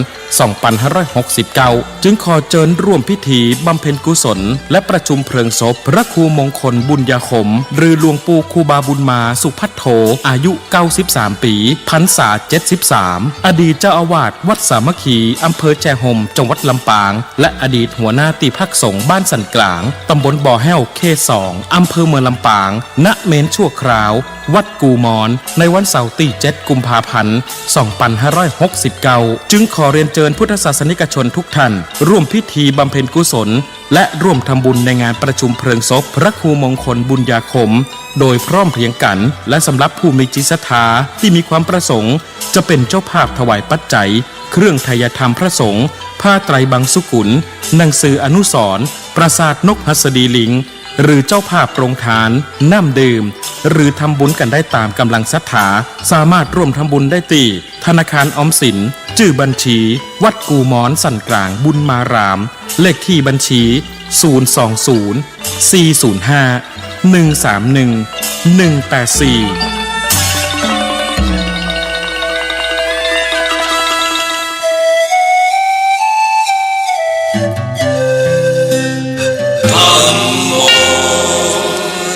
วินาโสธัมโมภเวรักติธัมมัจจาริพระพุทธองค์ท่านทรงตรัสรู้เป็นสัพพัญญูตรัสสอนความจริงว่าธรรมะย่อมชนะทุกสิ่งเป็นที่พึงพิงแก่ผู้ประพฤติชอบธรรมธัมโมจะวินาโสธัมโมภเวรักติธัมมัจจาริอำนาจใดๆก็ตามย่อมถึงความพินาศถ้าขาดธรรมะประจำ ไม่มีใครอยู่ข้ามฟ้าเราต่างเกิดมาใช้กรรมจงอยู่ในศีลในธรรมคิดทำแต่กรรมที่ดีอะธัมโมจะวินาศโสธัมโม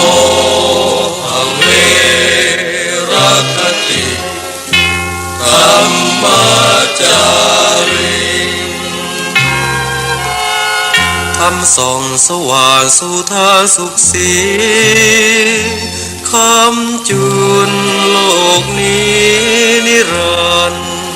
ธัมโมจะวินาศโสธัมโมภเว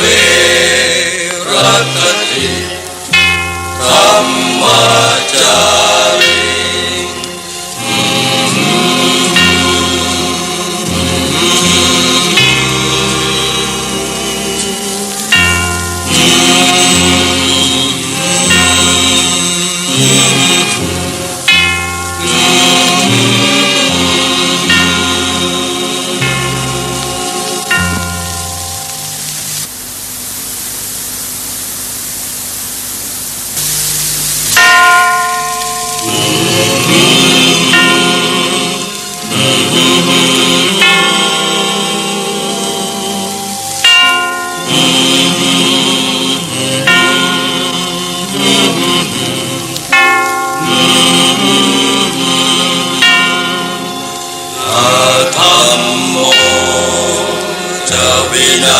โส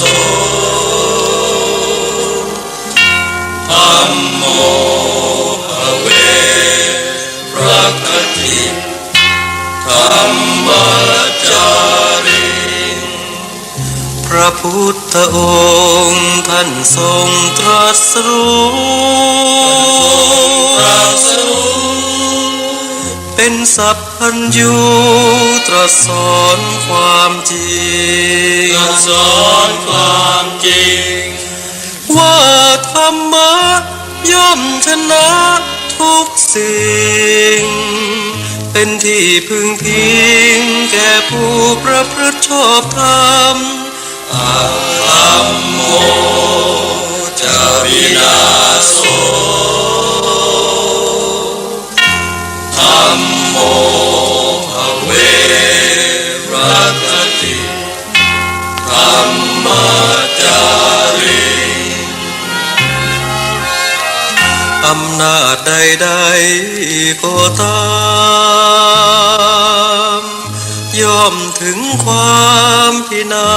ศถ้าขาดธรรมะประจำไม่มีใครอยู่ข้ามฟ้าเราต่างเกิดมาใช้กรรมจงอยู่ในศีลในธรรม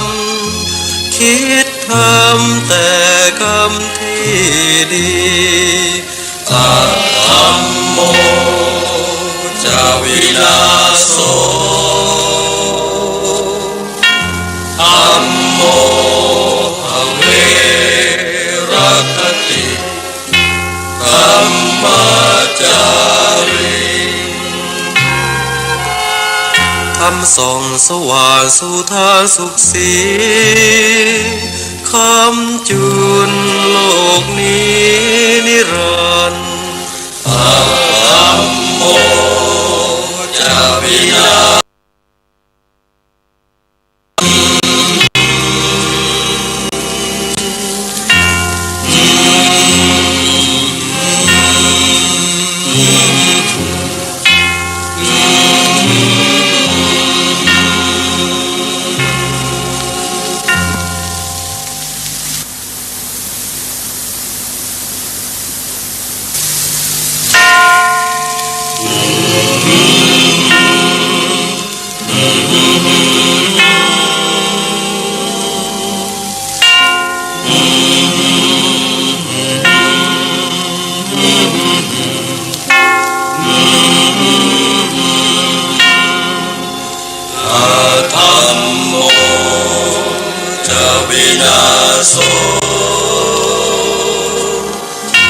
ธัมโมภเวรักขติธัมมัจจาริพระพุทธองค์ท่านทรงตรัสรู้เป็นสัพพัญญูตรัสสอนความจริงว่าธรรมะย่อมชนะทุกสิ่งเป็นที่พึงพิงแก่ผู้ประพฤติชอบธรรมธัมโมจะวินาโสธัมโมภเวรักขติธัมมัจจาริอำนาจใดๆก็ตามย่อมถึงความพินาศถ้าขาดธรรมะประจำไม่มีใครอยู่ค้ำฟ้าเราต่างเกิดมาใช้กรรมจงอยู่ในศีลในธรรมคิดทำแต่กรรมที่ดีธัมโมจะวินาโสธัมโมภเวรักขติธัมมัจจาริธรรมสองสร้างบุญอยู่ที่ใจพาเราไปในทุกที่ทรัพย์อื่นถึงเรามีทิ้งทันทีเมื่อเราตายทรัพย์อื่นต้องรักษากลัวเขามาลักเอาไปมีมากเป็นทุกข์ใจกลัวคนร้ายมาแย่งชิงแต่บุญไม่กลัวหายเป็นหรือตายก็อยู่จริงไม่มีการแย่งชิงเพราะความจริงต้องสร้างเองสว่างสุธาสุขสีคำจุนโลกนี้นิรันดร์อะระหังสัมมาสัมพุทโธภควาพระผู้มีพระภาคเจ้าเป็นพระอรหันต์ดับเพลิงกิเลสเพลิงทุกข์สิ้นเชิงตรัสรู้ชอบได้โดยพระองค์เองพุทธังภควันตังอภิวาเทมิข้าพเจ้าอภิวาทพระผู้มีพระภาคเจ้าผู้รู้ผู้ตื่นผู้เบิกบานสวากขาโตภควตาธัมโมพระธรรมเป็นธรรมที่พระผู้มีพระภาคเจ้าตรัสไว้ดีแล้วธัมมังนะมัสสามิข้าพเจ้านมัสการพระธรรมสุปฏิปันโนภควโตสาวกสังโฆพระสงฆ์สาวกของพระผู้มีพระภาคเจ้าปฏิบัติดีแล้วสังฆังนะมามิข้าพเจ้านอบน้อมพระสงฆ์นะโมตัสสะภะคะวะโตขอนอบน้อมแด่พระผู้มีพระภาคเจ้าพระองค์นั้นอะระหะโตซึ่งเป็นผู้ไกลจากกิเลสสัมมาสัมพุทธัสสะตรัสรู้ชอบได้โดยพระองค์เองธัมโมจะวินาโสธัมโมภเวขอถวายความเคารพพระมหาเถระพระเถรานุเถระเจ้าคณะพระสังฆาธิการค บาอาจารย์ตุลุงตุปอตุปีตุนาลูกพระลูกเนนผู้มีภูมิรำผู้มีภูมิรู้ภูมิธรรมจุตนจุองค์อันหมายมีพระเดชพระคุณหลวงพ่อท่านพระโคนิวิตศรีละสังวรเจ้าคณะอำเภอเวียงป่าเป้าหลวงปู่ท่านพระครูปฏิภาณธรรมทินเจ้าอาวาสวัดอรัญญวิเวกคีรีเป็นเป็นประธานก็ขอความผาสุกในธรรมจงมีแก่บรรดาศรัทธาญาติโยมสาธุชนคลื่นสีขาวจูโคจูคนที่กำลังเปิดวิทยุฟังอยู่ณขณะนี้ก็ดี หรือกำลังไปทำการทำงานอยู่ก็ดีบางคู่บางท่านก็กินข้าวน้ำจำข้าวแรงเสร็จสัดเรียบร้อยก็กำลังจะมารอฟังบางคนก็เตรียมตัวเตรียมใจฟังตั้งแต่เจ้าก็คืนนี้รายการธรรมะเพื่อชีวีคือการดำเนินชีวิตที่มีธรรมะเป็นเครื่องยึดเหนี่ยวจิตใจก็ได้มามาพบกับบรรดาศรัทธาญาติโยมทั้งหลายในวันสุดท้ายของเดือนมกราคมพุทธศักราช 2569 วันนี้เป็นวันเสาร์ที่ 31 เดือนมกราคมพุทธศักราช 2569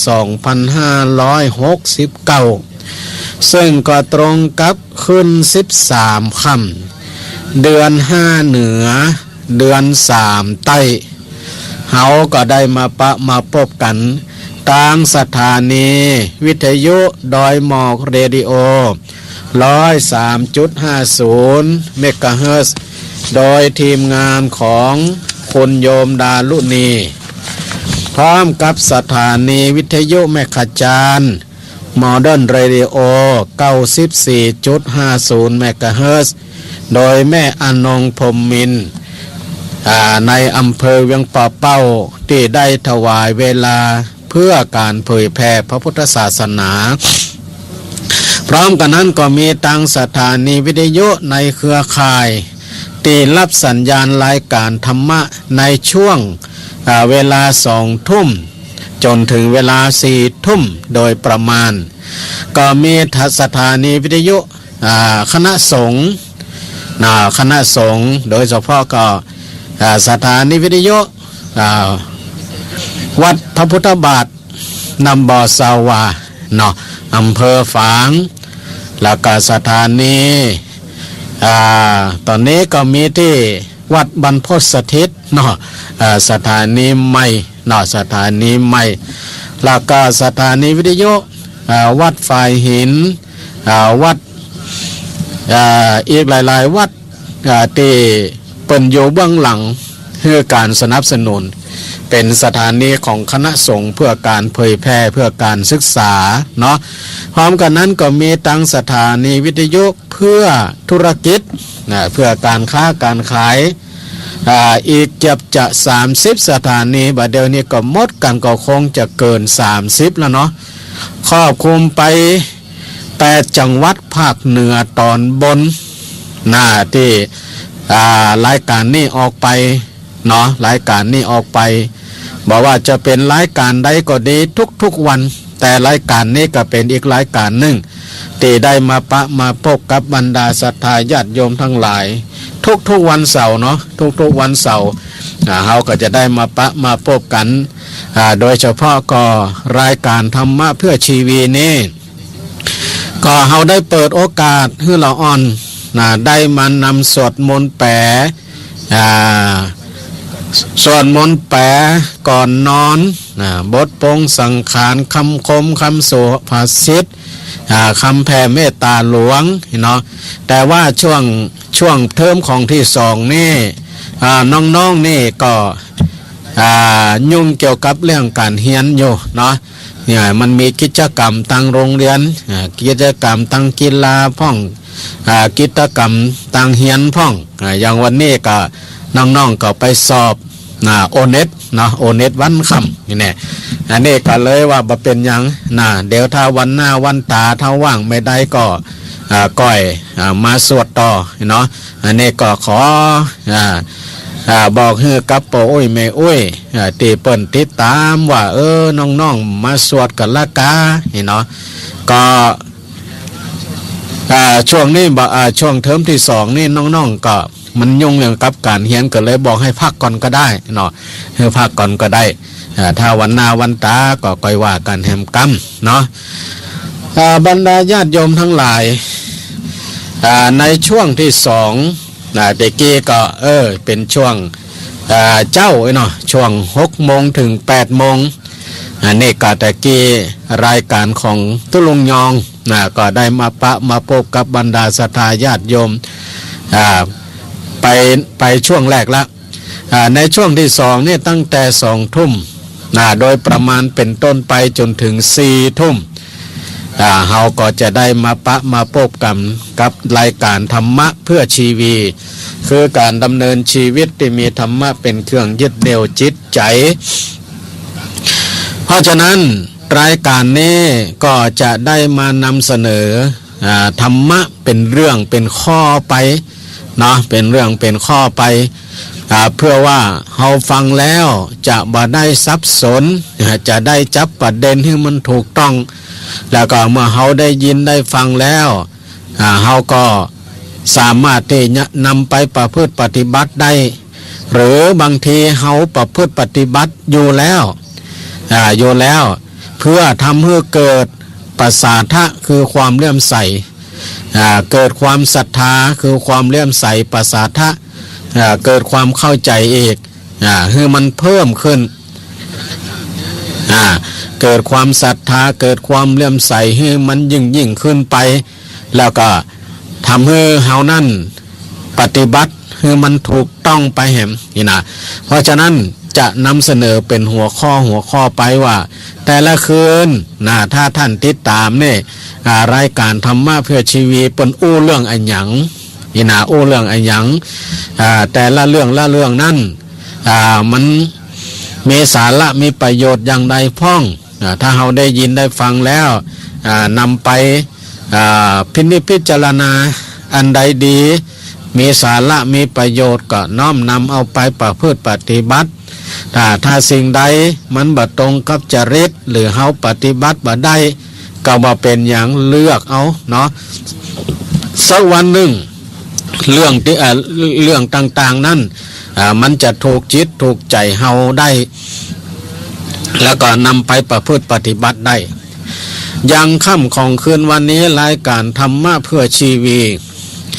จะนำเสนอหัวข้อธรรมะเรื่องการงานที่ปราศจากโทษการงานที่ปราศจากโทษตามแนวมงคลสูตรข้อที่18การงานอย่างใดที่มันปราศจากโทษคือมันบ่มีโทษเนาะมีแต่คุณนะเนี่ยคือนี่แหละเขาจะได้ได้ยินได้ฟังกันเพื่อจะให้เกิดความรู้ความเข้าใจแล้วก็นำไปประพฤติปฏิบัติในชีวิตประจำวันได้เพราะฉะนั้นรายการนี้ก็พยายามบริหารเวลาตามที่ผู้อำนวยการสถานีทุกๆสถานีได้ถวายเพื่อการเผยแผ่พระพุทธศาสนาเนาะเพื่อการเผยแผ่พระพุทธศาสนาก็จะได้บริหารเวลาเพื่อการเผยแผ่พระพุทธศาสนานั้นไปสู่ศรัทธาญาติโยมให้มันได้นักที่สุดเท่าที่จะทำได้ก็รายการนี้ดำเนินรายการโดยกระผมอาตมาภาพพระครูปริยัติรัตนโชติหรือพระมหาเสาแก้วชุติเมธีเจ้าอาวาสวัดร่องกูตำบลปางเงี้ยวอำเภอเวียงป่าเป้าจังหวัดเชียงรายซึ่งได้รับบทบาทหน้าที่ทางคณะสงฆ์ในอำเภอเวียงป่าเป้าก็คือเป็นประธานหน่วยการเผยแพร่หน่วยการเผยแพร่โดยอบรมประชาชนประจำตำบลปางเงี้ยวเนาะเป็นพระธรรมทูตฝ่ายปฏิบัติการประจำอำเภอเวียงป่าเป้าแล้วก็ เป็นพระอาสาสอนศีลธรรมในโรงเรียนก็ได้ทำบทบาทหน้าที่เท่าความรู้ความสามารถที่มีอยู่เพื่อเป็นการตอบแทนคุณของพระศาสนาเนาะพระตอบแทนคุณของพระศาสนาและเพื่อเป็นการสนองนโยบายกิจการงานของคณะสงฆ์และโดยเฉพาะก็คือใช้เวลานี้ให้มันเกิดประโยชน์เท่ากับที่ผู้อำนวยการสถานีได้ถวายเวลาให้เนี่ยก็จะพยายามบริหารให้มันดีขึ้นเนาะแล้วก็บรรดาศรัทธาญาติโยมนี่ก็ถือว่าโอ้เป็นโอกาสดีเฮาสามารถฟังได้ตลอดวันถึงไม่คืนพุ่นนะเนาะแถวดึกดึงเกินคืนแม่เจ้ากับปั้นตี 3 ตี 4เฮาได้มีโอกาสได้ฟังตลอดเนาะแม้ว่าเฮาบ่สามารถที่จะไปวัดใดเพราะสภาพร่างกายมันบ่เอื้ออำนวยเหมือนต่อก่อนไปก็ยากลุกก็ยากนั่งก็ยากนี่นะเฮาก็ได้ยินธรรมะธรรมโมเข้าไปถึงบ้านถึงจองพุ่นน่ะเฮาวิทยุตั้งที่ไหนเฮาก็สามารถฟังได้จะนอนฟังก็ได้จะนั่งฟังก็ได้จะยากการไปโดยฟังก็ได้นี่โอ้สะดวกสบายเนาะเอาละบรรดาญาติโยมทั้งหลายการงานที่มันปราศจากโทษนั่นน่ะมันเป็นอย่างไรท่านทั้งหลายคนเฮาทุกคนในโลกนี้เมื่อยังมีชีวิตอยู่ก็จะต้องทำงานทำเพื่ออะไรหยัง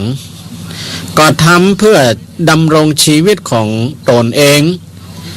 คืออยู่เป็นสุขสำราญทำเพื่อเผยเพื่อแผ่ช่วยเหลือเพื่อนร่วมโลกนะเขาทำงานนะทำเพื่อแผ่ช่วยเหลือเพื่อนร่วมโลกทำเพื่อให้มีความอยู่ดีกินดีโดยกันจะมากจะน้อยก็แล้วแต่ตามความสามารถและกำลังของแต่ละคนแต่ละคนเพราะฉะนั้นทุกคนเกิดมาจะต้องทำงานตามหน้าที่ทำงานตามตำแหน่งหน้าที่นั่นในความว่าเฮามีบทบาทหน้าที่อันหยังก็ทำตามบทบาทหน้าที่ของเฮาอย่างเช่นตัวอย่างเฮาเป็นสามีก็ทำงานตามบทบาทหน้าที่ของความเป็นสามีเฮาเป็นภรรยาก็ทำงานตามบทบาทหน้าที่ของความเป็นภรรยาเฮาเป็นลูกก็ทำงานตามบทบาทหน้าที่ของความเป็นลูกเฮาจะอยู่ในตำแหน่งหน้าที่อะไรอย่างถ้าเฮาได้รับหน้าที่มอบหมายแล้วก็ทำนอกจากเฮาจะทำเพื่อตัวเองเพื่อความสุขความเจริญเพื่อแก่ตัวเองแล้วก็บางคนมีครอบมีครัวมีสามีภรรยาก็ทำเพื่อครอบครัวทำเพื่อสามีภรรยาบางคนก็มีบทบาทหน้าที่เป็นผู้นำเช่นว่าเป็นผู้นำหมู่บ้านก็ทำหน้าที่ตามบทบาทหน้าที่ของความเป็นผู้นำจะเป็นผู้ใหญ่บ้านจะเป็นสทอบตนายกผู้ช่วยกำนันเป็นแพทย์เป็นหมอก็ทำตามหน้าที่ของไผ่ของมันแล้วหน้าที่ที่เราทำนั้นก็ต้องเป็นหน้าที่ที่ว่าทำแล้วมันบ่เกิดโทษทำแล้วมันเกิดคุณเกิดประโยชน์เกิดประโยชน์อันนั้นแหละเพราะว่าการงานที่ปราศจากโทษเพราะฉะนั้นทุกคนจะต้องมีงานทำทุกคนจะต้องมีงานทำแม้การงานที่ต้องทำนั้นเปิ้นว่าจะมีอยู่3ต่าง นะการงานที่จะต้องทำที่ว่าไปแต่กี้เนี่ยก็ต้องมีอยู่3ตังนั่นก็คือการงานที่ทำทางกายนะการงานที่ทำทางกายเป็นเรียกว่ากายกรรมนะการงานที่ทำทางวาจาเป็นก็เรียกว่าวจีกรรมนะการงานที่ทำทางใจก็เรียกว่ามโนกรรมทั้งมวลทั้งหมดทั้งมวลนี่ก็คือการทำการการคิดนั่นเองนะการงานที่เราทำถึงวันนี่นะมีอยู่3ตังดอกอันนะคือการทำนะการทำโดยกายการโดยปากการคิดโดยใจการทำการการคิดก็มีอยู่3ตังฉะนั้นงานที่ออกเรี่ยวแรงทางกายงานที่ออกเรี่ยวแรงทางกายก็มีหลายอย่างเช่นงานถากไม้ใส่กบงานแบกงานหามงานหาบงานหามงานกราบงานไหวอันนี้แหละเพราะว่างานที่ทำทางกายก็ยังมีอีกนักเราก็ลองคิดพออันนี้เป็นตัวอย่างอันนี้พอห้องเรียกว่างานทำงานที่ต้องทำด้วยกายเนาะส่วนงานที่ใจลมปากงานที่ใจลมปากก็เช่นว่าแนะนำพร่ำสอนกล่าวสั่งสอนสุนทราพจน์วาจาในการหับศีลสมาทานศีลงานเกี่ยวกับสวดมนต์ไหว้พระท่องบนสาธยายอันนี้เป็นต้นอันนี้ปก็เขาเรียกว่างานพูดหรืองานงานพูดหรือว่างานส่วนงานที่ทรงกระแสจิตนึกคิดงานที่ทรงกระแสจิตนึกคิดเช่นว่าการตรึกตรองการใคร่ครวญการเจริญสมาธิควบคุมความคิดค้นคว้าหาเหตุผลอย่างนี้เปิ้นก็เรียกว่างานคิดงานคิดเป็นตัวอย่างคนที่เปิ้นว่าคนที่เป็นงานเข้าใจงานแล้วก็ทำงานเป็นย่อมสามารถที่จะดำเนินงานทำงานและก็งานคิดคือเป็นงานที่บ่มีโทษเป็นงานที่พอแล้วก็สำเร็จผลเป็นที่พึงพอใจพึงพอใจฉะนั้นเมื่อว่าโดยสรุปแล้วการงานที่จะต้องทำนั้นมี2อย่างคือการงานที่มีโทษกับการงานที่ปราศจากโทษบรรดาญาติโยมทั้งหลายเนาะงานที่เราทำถึงวันนี้นะมันก็มีอยู่2อย่างงานที่มีโทษกับงานที่บ่มีโทษแล้วงานที่มีโทษมันมีอันอย่างงานที่มันปราศจากโทษมันมีอันอย่างก็มีทั้ง3ทางนั่นแหละก็คือทางกาย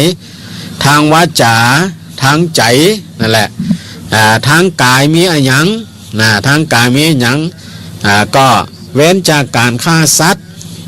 เว้นจากการลักขโมยเว้นการจากประพฤติผิดในกามผิดลูกผิดเมียเว้นจากการดื่มสุราเมลัยอันเป็นเครื่องมึนเมานี่เป็นงานที่ทำทางกายนั่นแหละงานทางวาจาก็คือพูดเท็จพูดส่อเสียดพูดคำหยาบพูดเพ้อเจ้องานทางใจก็คือคิดอยากได้ของเขาคิดพยาบาทปองร้ายเขาอิจฉาริษยาเขามีความเห็นผิดตามคำนองของธรรมนี่แหละก็คือง่ายเนาะก็ไก่ไปจากศีลนั่นแหละจากศีลนั่นแหละเพราะฉะนั้นการงานใดท่านทั้งหลายเมื่อเฮาทำลงไปแล้วแล้วมันก่อให้เกิดความเสียหายมันก่อให้เกิดความทุกข์มันก่อให้เกิดความเดือดร้อนให้แก่ตัวเองและผู้อื่น การงานนั้นเปิ้นเฮาว่าเป็นงานที่มีโทษ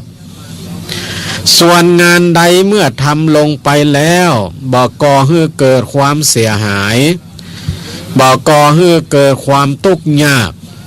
และก็บ่ก่อให้เกิดความเดือดร้อนแก่ตัวเองและคนอื่นการงานนั้นเป็นการงานที่ปราศจากโทษ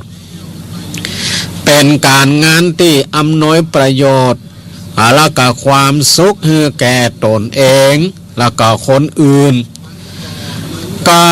จึงนับว่าเป็นการงานที่มีคุณมีประโยชน์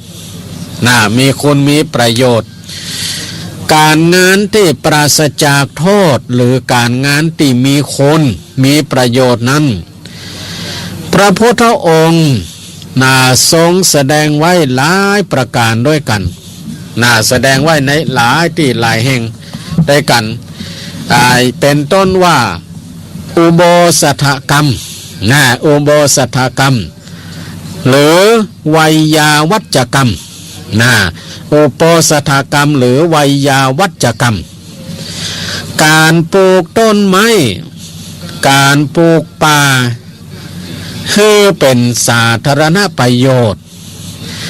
การสร้างวัดสร้างศาลาที่ปักริมทางการสร้างโรงเรียนสร้างสะพานการขุดสระขุดบ่อน้ำเหล่านี้จึงว่าเป็นการงานที่ปราศจากโทษมันมีแต่คุณง่ายเนาะมันมีแต่คุณแต่มันบ่มีโทษอุโบสถกรรมคือการรักษาศีลอุโบสถการรักษาศีลอุโบสถหมายถึงการรักษาศีล8โดยการเข้าไปจำศีลหรือถือศีลอยู่ในวัดวาอารามต่างๆตลอดวันหนึ่งและก็คืนหนึ่งในวันพระของทุกๆเดือนทุกๆเดือนจะเดือนละวันหนึ่งคืนหนึ่งสัปดาห์หรือว่าเดือนเนี่ยมันจะมีอยู่4ครั้งเนาะเดือนยังจะมี4ครั้งครั้งละก็วันหนึ่งคืนหนึ่งวันหนึ่งคืนหนึ่งการรักษาศีลอุโบสถนี่ทางพระพุทธศาสนาถือว่าเป็นการงานที่ปราศจากโทษซึ่งอำนวยประโยชน์ให้ทั้งแก่ตนเองและผู้อื่นมันเป็นอย่างไรเนาะพ่ออุ้ยแม่อุ้ยปีป้าหน้าที่มีเวลาเสียสละไปปฏิบัติธรรมบางคนก็ไปปฏิบัติธรรมวันหนึ่งบางคนก็ไปปฏิบัติธรรมอยู่วันหนึ่งคืนหนึ่งก็เหมือนกับพ่ออุ้ยแม่อุ้ยพ่ออุ้ยมอนแม่อุ้ยมอนตะกอนเนี่ยช่วงเข้าพรรษาโดยเฉพาะช่วงเข้าพรรษาเนาะถ้าว่าวันโภคนี่เป็นวันพระวันพระ8ค่ำก็ดี15ค่ำก็ดีขึ้น8ค่ำขึ้น15ค่ำก็ดีหรือแรม8ค่ำแรม15ค่ำก็ดีโอ้หันตะกอนนี่เนาะพ่ออุ้ยแม่อุ้ยอุ้ยมอนอย่างนี้นะเปิ้นจะเอาศาสตร์เอาเสือเอาศาสตร์นี่นะพวกผ้าห่มพวกหมอนพวกผ้าห่มพวกหมอนไปละแบกไปแต่ก่อนมันมีรถมีรางเนาะเดินไปวัดอยู่บางคนก็อยู่ไกลวัดห่างวัดเป็นกิโล2กิโลเปิ้นก็เดินไปเพราะบ่มีรถเปิ้นจะไปอย่างวันพวกจะเป็นวันศีลขึ้น8ค่ำแฮน8ค่ำเนาะ7ค่ำนี่เปิ้นจะไปละ7ค่ำนี่เปิ้นจะไปละไปนอนคืนแรกแม่เจ้ามาเจ้าของวันพระวันศีลนะแรม8ค่ำขึ้น8ค่ำแรม8ค่ำขึ้น15ค่ำแรม15ค่ำนี่นะเจ้ามา เปิ่นจะสมาทานอุโบสถศีลคือถือศีล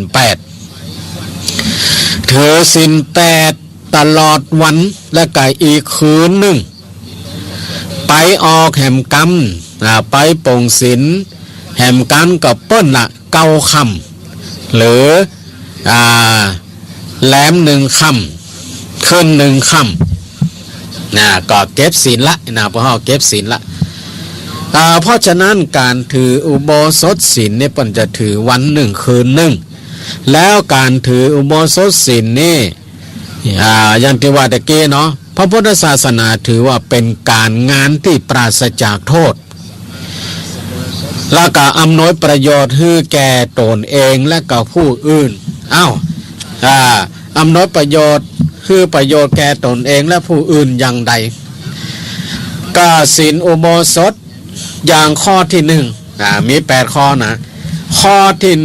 1เว้นจากการฆ่าสัตว์และก็คน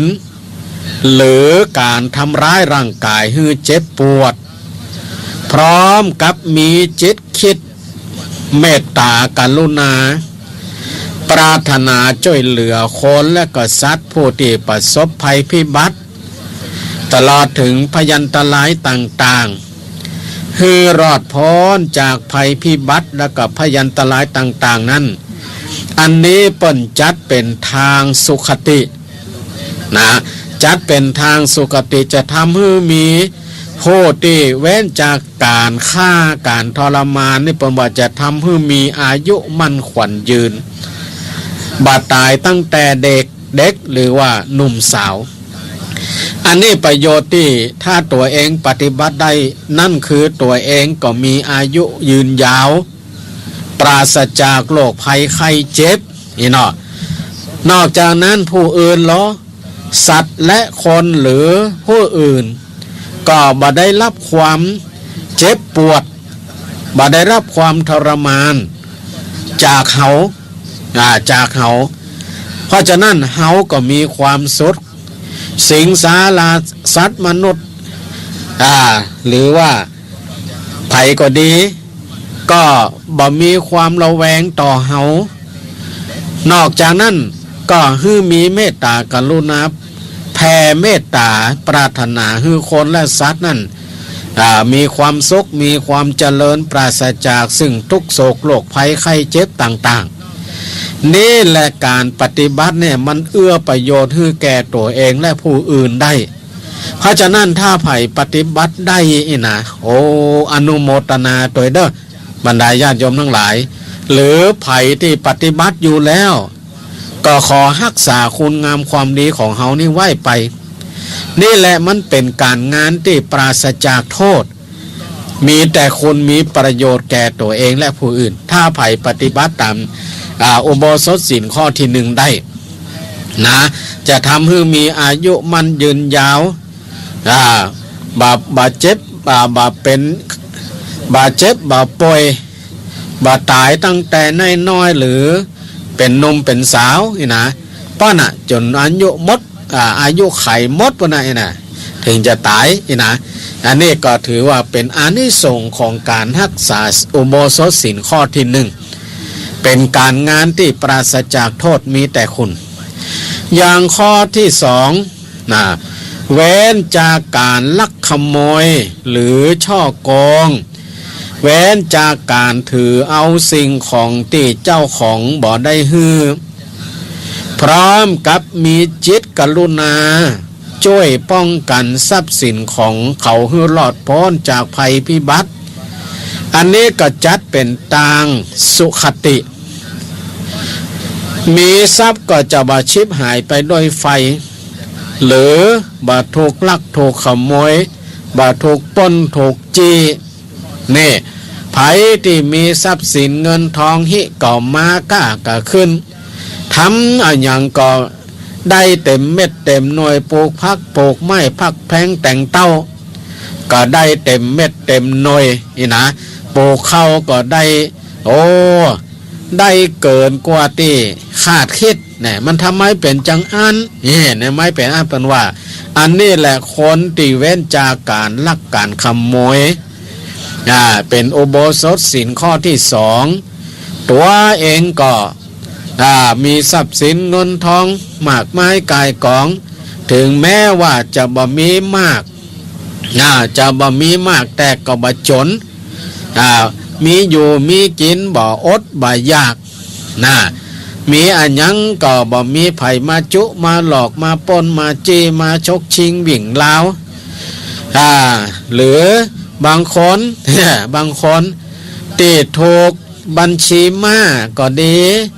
โทรแกล้งสแกมเมอร์จุหลอกก็ดีบางคนต้องสูญเสียเงินทองไปมากมายกายกองเสียความหู้สึกเสียทั้งกำลังทรัพย์กำลังจิตใจนะอันนั่นก็จงคิดเสียเถิดว่านั่นแหละเพราะเขาเคยทำให้เขามาก่อนเคยทำให้เขามาก่อนผลของการกระทำที่เขาทำไปนั่นบ่ฮู้ว่าจะทำในภพใดจัดใดวันเดือนปีใดบางทีเขาก็บ่ฮู้แต่ผลของการกระทำนั่นมันมาให้ผลห้องว่าวิบากกรรมนี่เพราะฉะนั้นถ้าไผ่รักษาอุโบสถศีลข้อที่สองได้นะนอกจากตัวเองก็ได้ประโยชน์แล้ว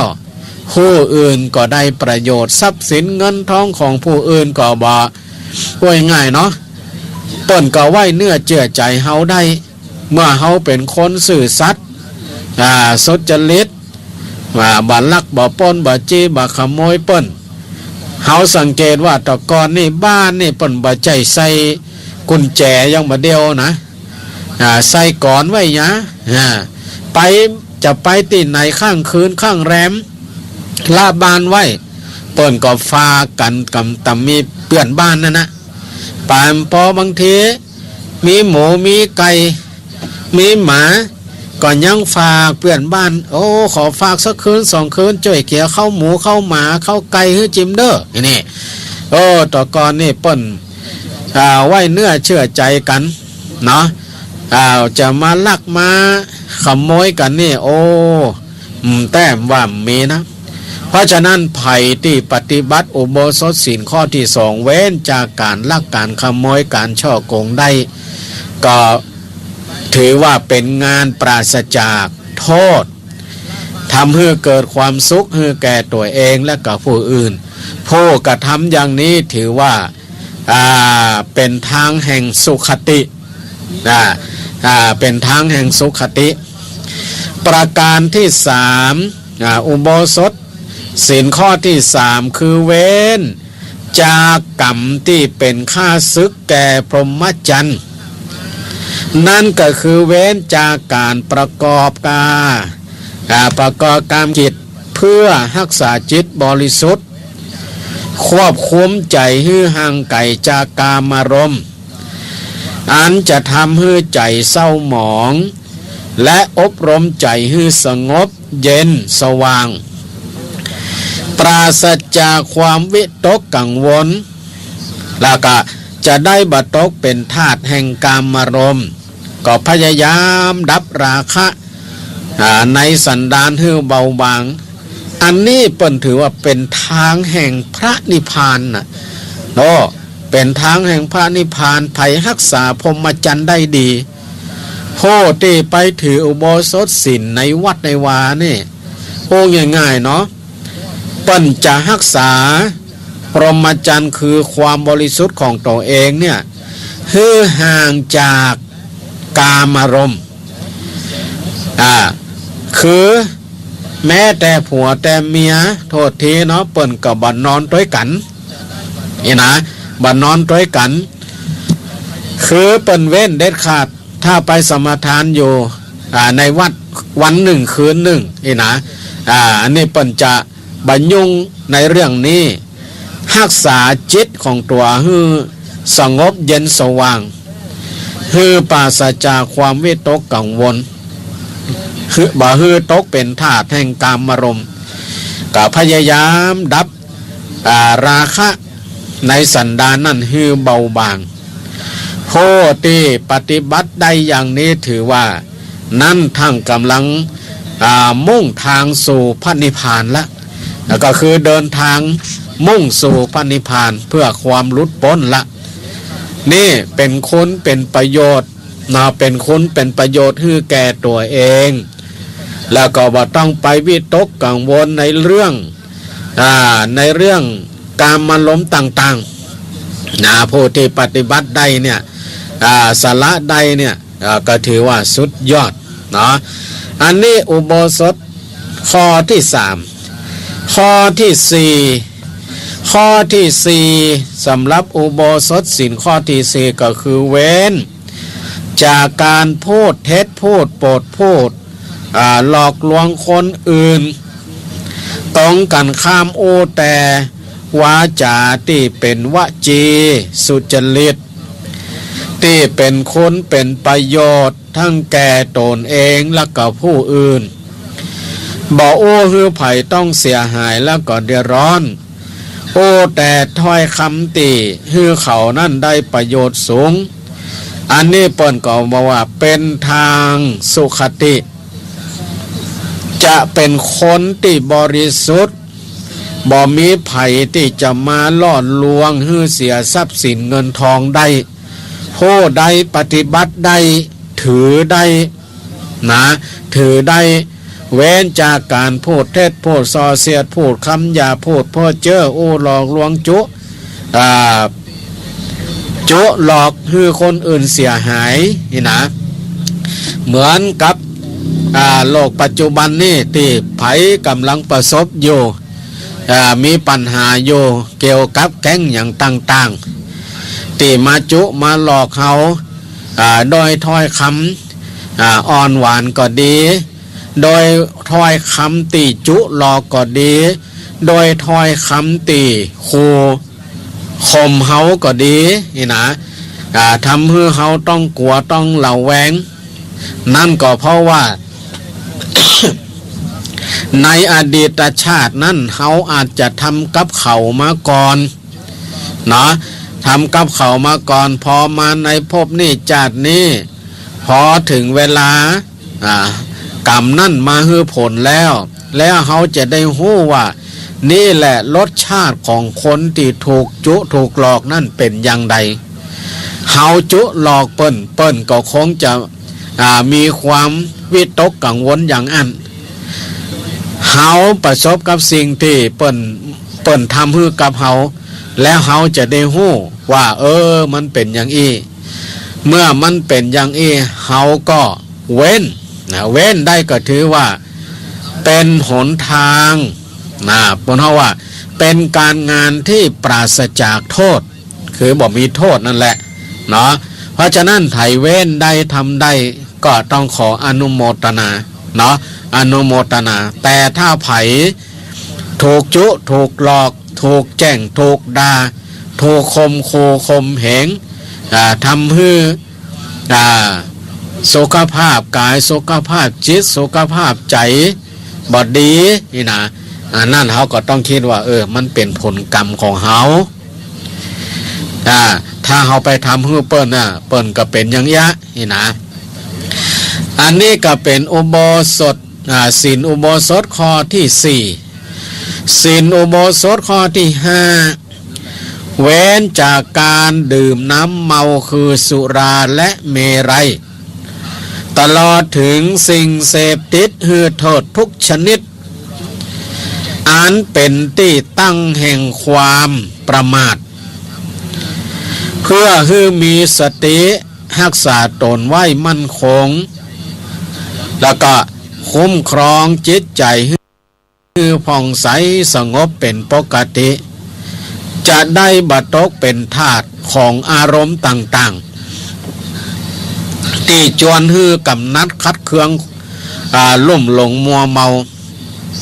อันนี้เปิ้นก็จัดเป็นทางสุขตินั่นคือจะได้มีปัญญาบ้าใบเสียจริตพิษมนุษย์ผู้ที่ไปปฏิบัติอุโบสถศีลอยู่ในวัดในวา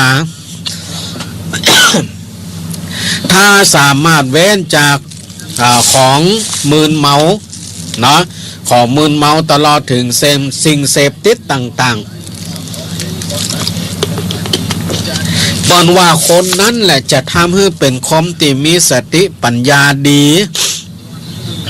เป็นคนมีสติปัญญาดีคนที่เว้นจากการของมึนเมาอันอย่างทุกสิ่งทุกอย่างจะเป็นเหล้าสุราหรือว่าเมลัยสุราที่เปิ้นต้มกันเรียบร้อยแล้วเมรัยก็เป็นของเมาแต่เปิ้นยังไม่ได้ต้มได้กันเตื้อยาบ้ายาอีสิ่งเสพติดทุกชนิดถ้าไผ่เว้นได้ปฏิบัติได้บอกว่าจะเป็นบุหรี่ก่อนนับเข้าในสิ่งเสพติดนี่ได้หมดไผ่ฮักอาสาได้ทำได้ปฏิบัติได้นี่นะท่านได้ชื่อว่าเดินทางแห่งสุขติเดินทางแห่งสุขติละผู้ที่เว้นของมูลเมาฉะนั้นเขาจะสังเกตได้ว่าท่านทั้งหลายคนใดที่เปิ่นมีสติปัญญาเฉลียวฉลาดคิดอ่านอันหยังก็ได้ไวเฮียนอันหยังก็ได้ไวนี่นะเปิ่นห้องว่าเป็นคนมีสติสตังดีสติสตังดีมีปัญหาอันหยังก็สามารถแก้ได้เฉพาะหน้าแก้ปัญหาได้เฉพาะหน้านั่นก็เพราะว่าอานิสงส์ของการเว้นจากการดื่มการเสพสิ่งมึนเมาแต่ตรงกันข้ามท่านทั้งหลายสังเกตดูคนใดที่เกิดมาสติปัญญาสติปัญญาหรือว่าเป็นคนมีสติปัญญาผสมประกอบอย่างเช่นบางคนเกิดมาเป็นออทิสติกออทิสติกบางคนก็เป็นคนสะลืมสะลือบะเต็มบาทนี่เนาะพระเฮาบะเต็มบาทนี่นะจะห้ามจะเฮียนอันหยังก็พญาปึกเฮียนยากเฮียนบ่ได้ทั้งที่ว่ามันก็บ่ใช่ประโยคอันหยังยากเป็นแต่ก็โดยสติปัญญาตัวนี้แหละ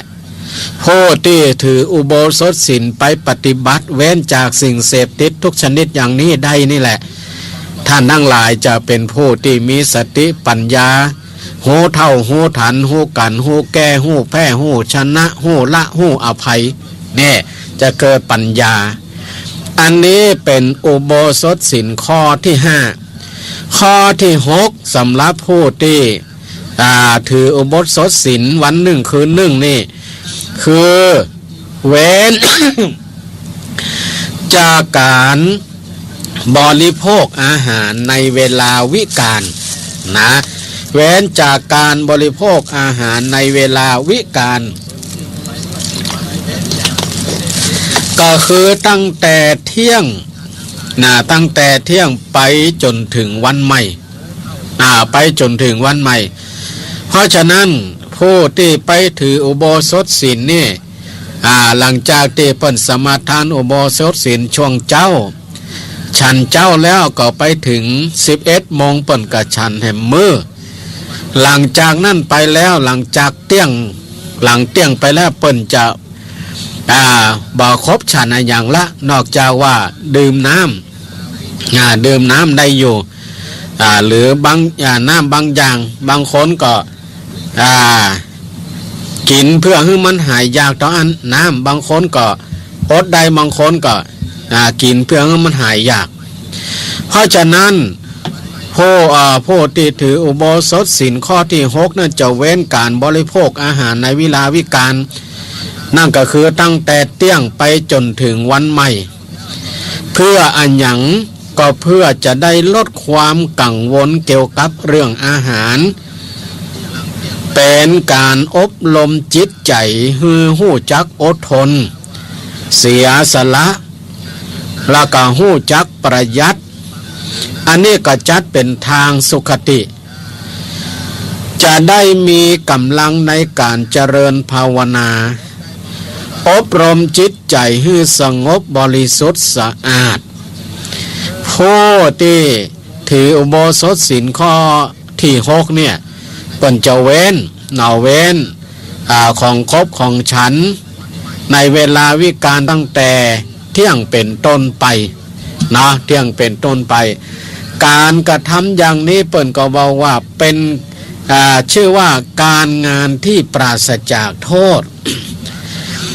กินพอประมาณก็จะได้เปิ่นห้องว่าบ่ได้นักเนื้อนักตัวเนาะสมองก็แล่นดีสมองก็ว่างเนาะบ่ต้องไปเพราะว่าเพราะวงในเรื่องเกี่ยวกับเรื่องกินเรื่องหยังละกินเพื่ออยู่บ่ใช่อยู่เพื่อกิน อย่างที่เปิ้นว่านะเนาะนี่ก็เป็นอุโบสถศีลข้อที่6ข้อที่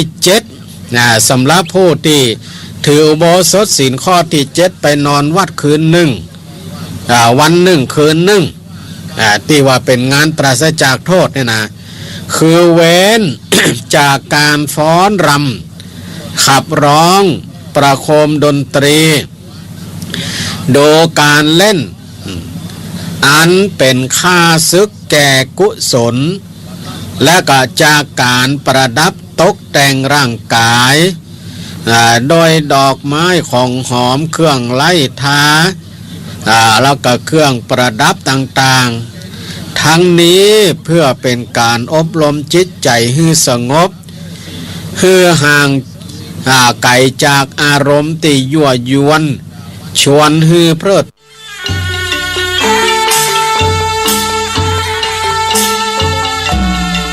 คณะสงฆ์ตำบลบ่อแห้วเขต 2พร้อมด้วยคณะสถาวัดกูมอนบ้านสันกลางและศิษยานุศิษย์ประกอบพิธีบำเพ็ญกุศล